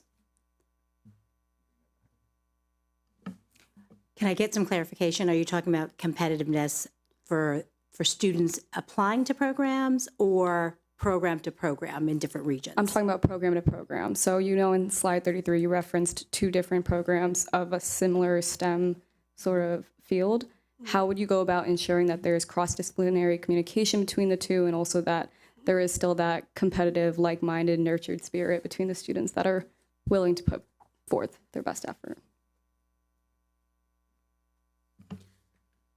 I think one of the things that we have to do is do a little bit more investigation around what makes some of these programs so excellent, and really make sure that we are taking all of those components as we are building out all of these other regional programs. As Dr. Taylor mentioned, it's not just professional learning, but it's having a lot of these programs come together to build programs, to talk about best practices, those types of things, because right now, there are a lot of schools who are just operating alone, a lot of teachers that don't have peers. And so we are going to need to do a lot of work to make sure that we are bringing programs in each region together to really talk about some of those strong components, but then also what are the little aspects that make it different. Those programs are similar, but there are slight differences. And so then we want to make sure that we are supporting those schools with those slight differences. So it's professional learning, it's building a cohort of regional programs together on a regular basis. And am I answering your question? I'm not sure. I think that more data needs to come through before I can fully say that my question's been answered. Okay.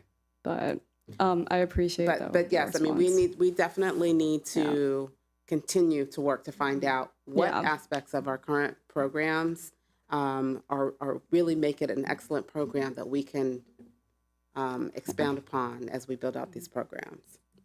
And if I can add, Ms. Malou, I think we also have an existing model. So the International Baccalaureate program, we have local programs, we have a regional program, and we also have a countywide program. But those teams come together to work together to discuss instruction, to discuss pedagogy, to look at assessment. So I think that we have great examples and precedents from which we can build from. So I think that that's an example, if I understand you correctly, on how we can strengthen. But the other thing about some of these programs that may be different in other schools is the beauty of being able to personalize them for the school community that you are in. So it's really important for each of the schools to be able to personalize the experience. So although Ms. Porter might be at a school and I might be at a different school, we can compare our notes, but we also can personalize the experience for our students who might want to pursue a different, some different internships, some different capstones, some different opportunities. But I think but we can come together to collaborate and also have discourse about our, which I think is what you're getting at, is being able to strengthen that piece with some discourse and also some comparison and collaboration. I also just wanted to clarify, though, would this be offered to students as well through, for example, extracurriculars, field trips? I can reference Blair Magnet, Poolsville Smacks. They do a local trip their freshman year to Lake Needlewood where they discuss a joint class that they both have known as R&E. Would these be offered to students in the future? Yeah. Yeah. Got you. Many of the students who are in our programs talk about how the courses are great, the teachers are great, but it really is all of the other parts of the package that make it special. So it's maybe the extracurriculars, it might be a field trip, it might be study groups. So there's a whole host of elements There might be the competitions, right? So these are the pieces that all of our programs should have. So we are trying to set a standard for what those look like. Okay, great. Thank you. Thank you, everyone. I want to echo some of the requests. Continue for data and articulation patterns. We don't want to see students articulate 3 different times in their career with the MCPS. So we'll come back again next month and continue this conversation. Thank you for the presentation. Let's go to item number 8. Oh, one request. We have upcoming community engagement, and I know the calendar is posted, but they request to make the calendar clickable so people can see where they are and then how to get there and the time. So just keep doing the calendar and make it more understandable and easier for the community. All right. Item number 8 is Board of Education items. Are there any new business, colleagues?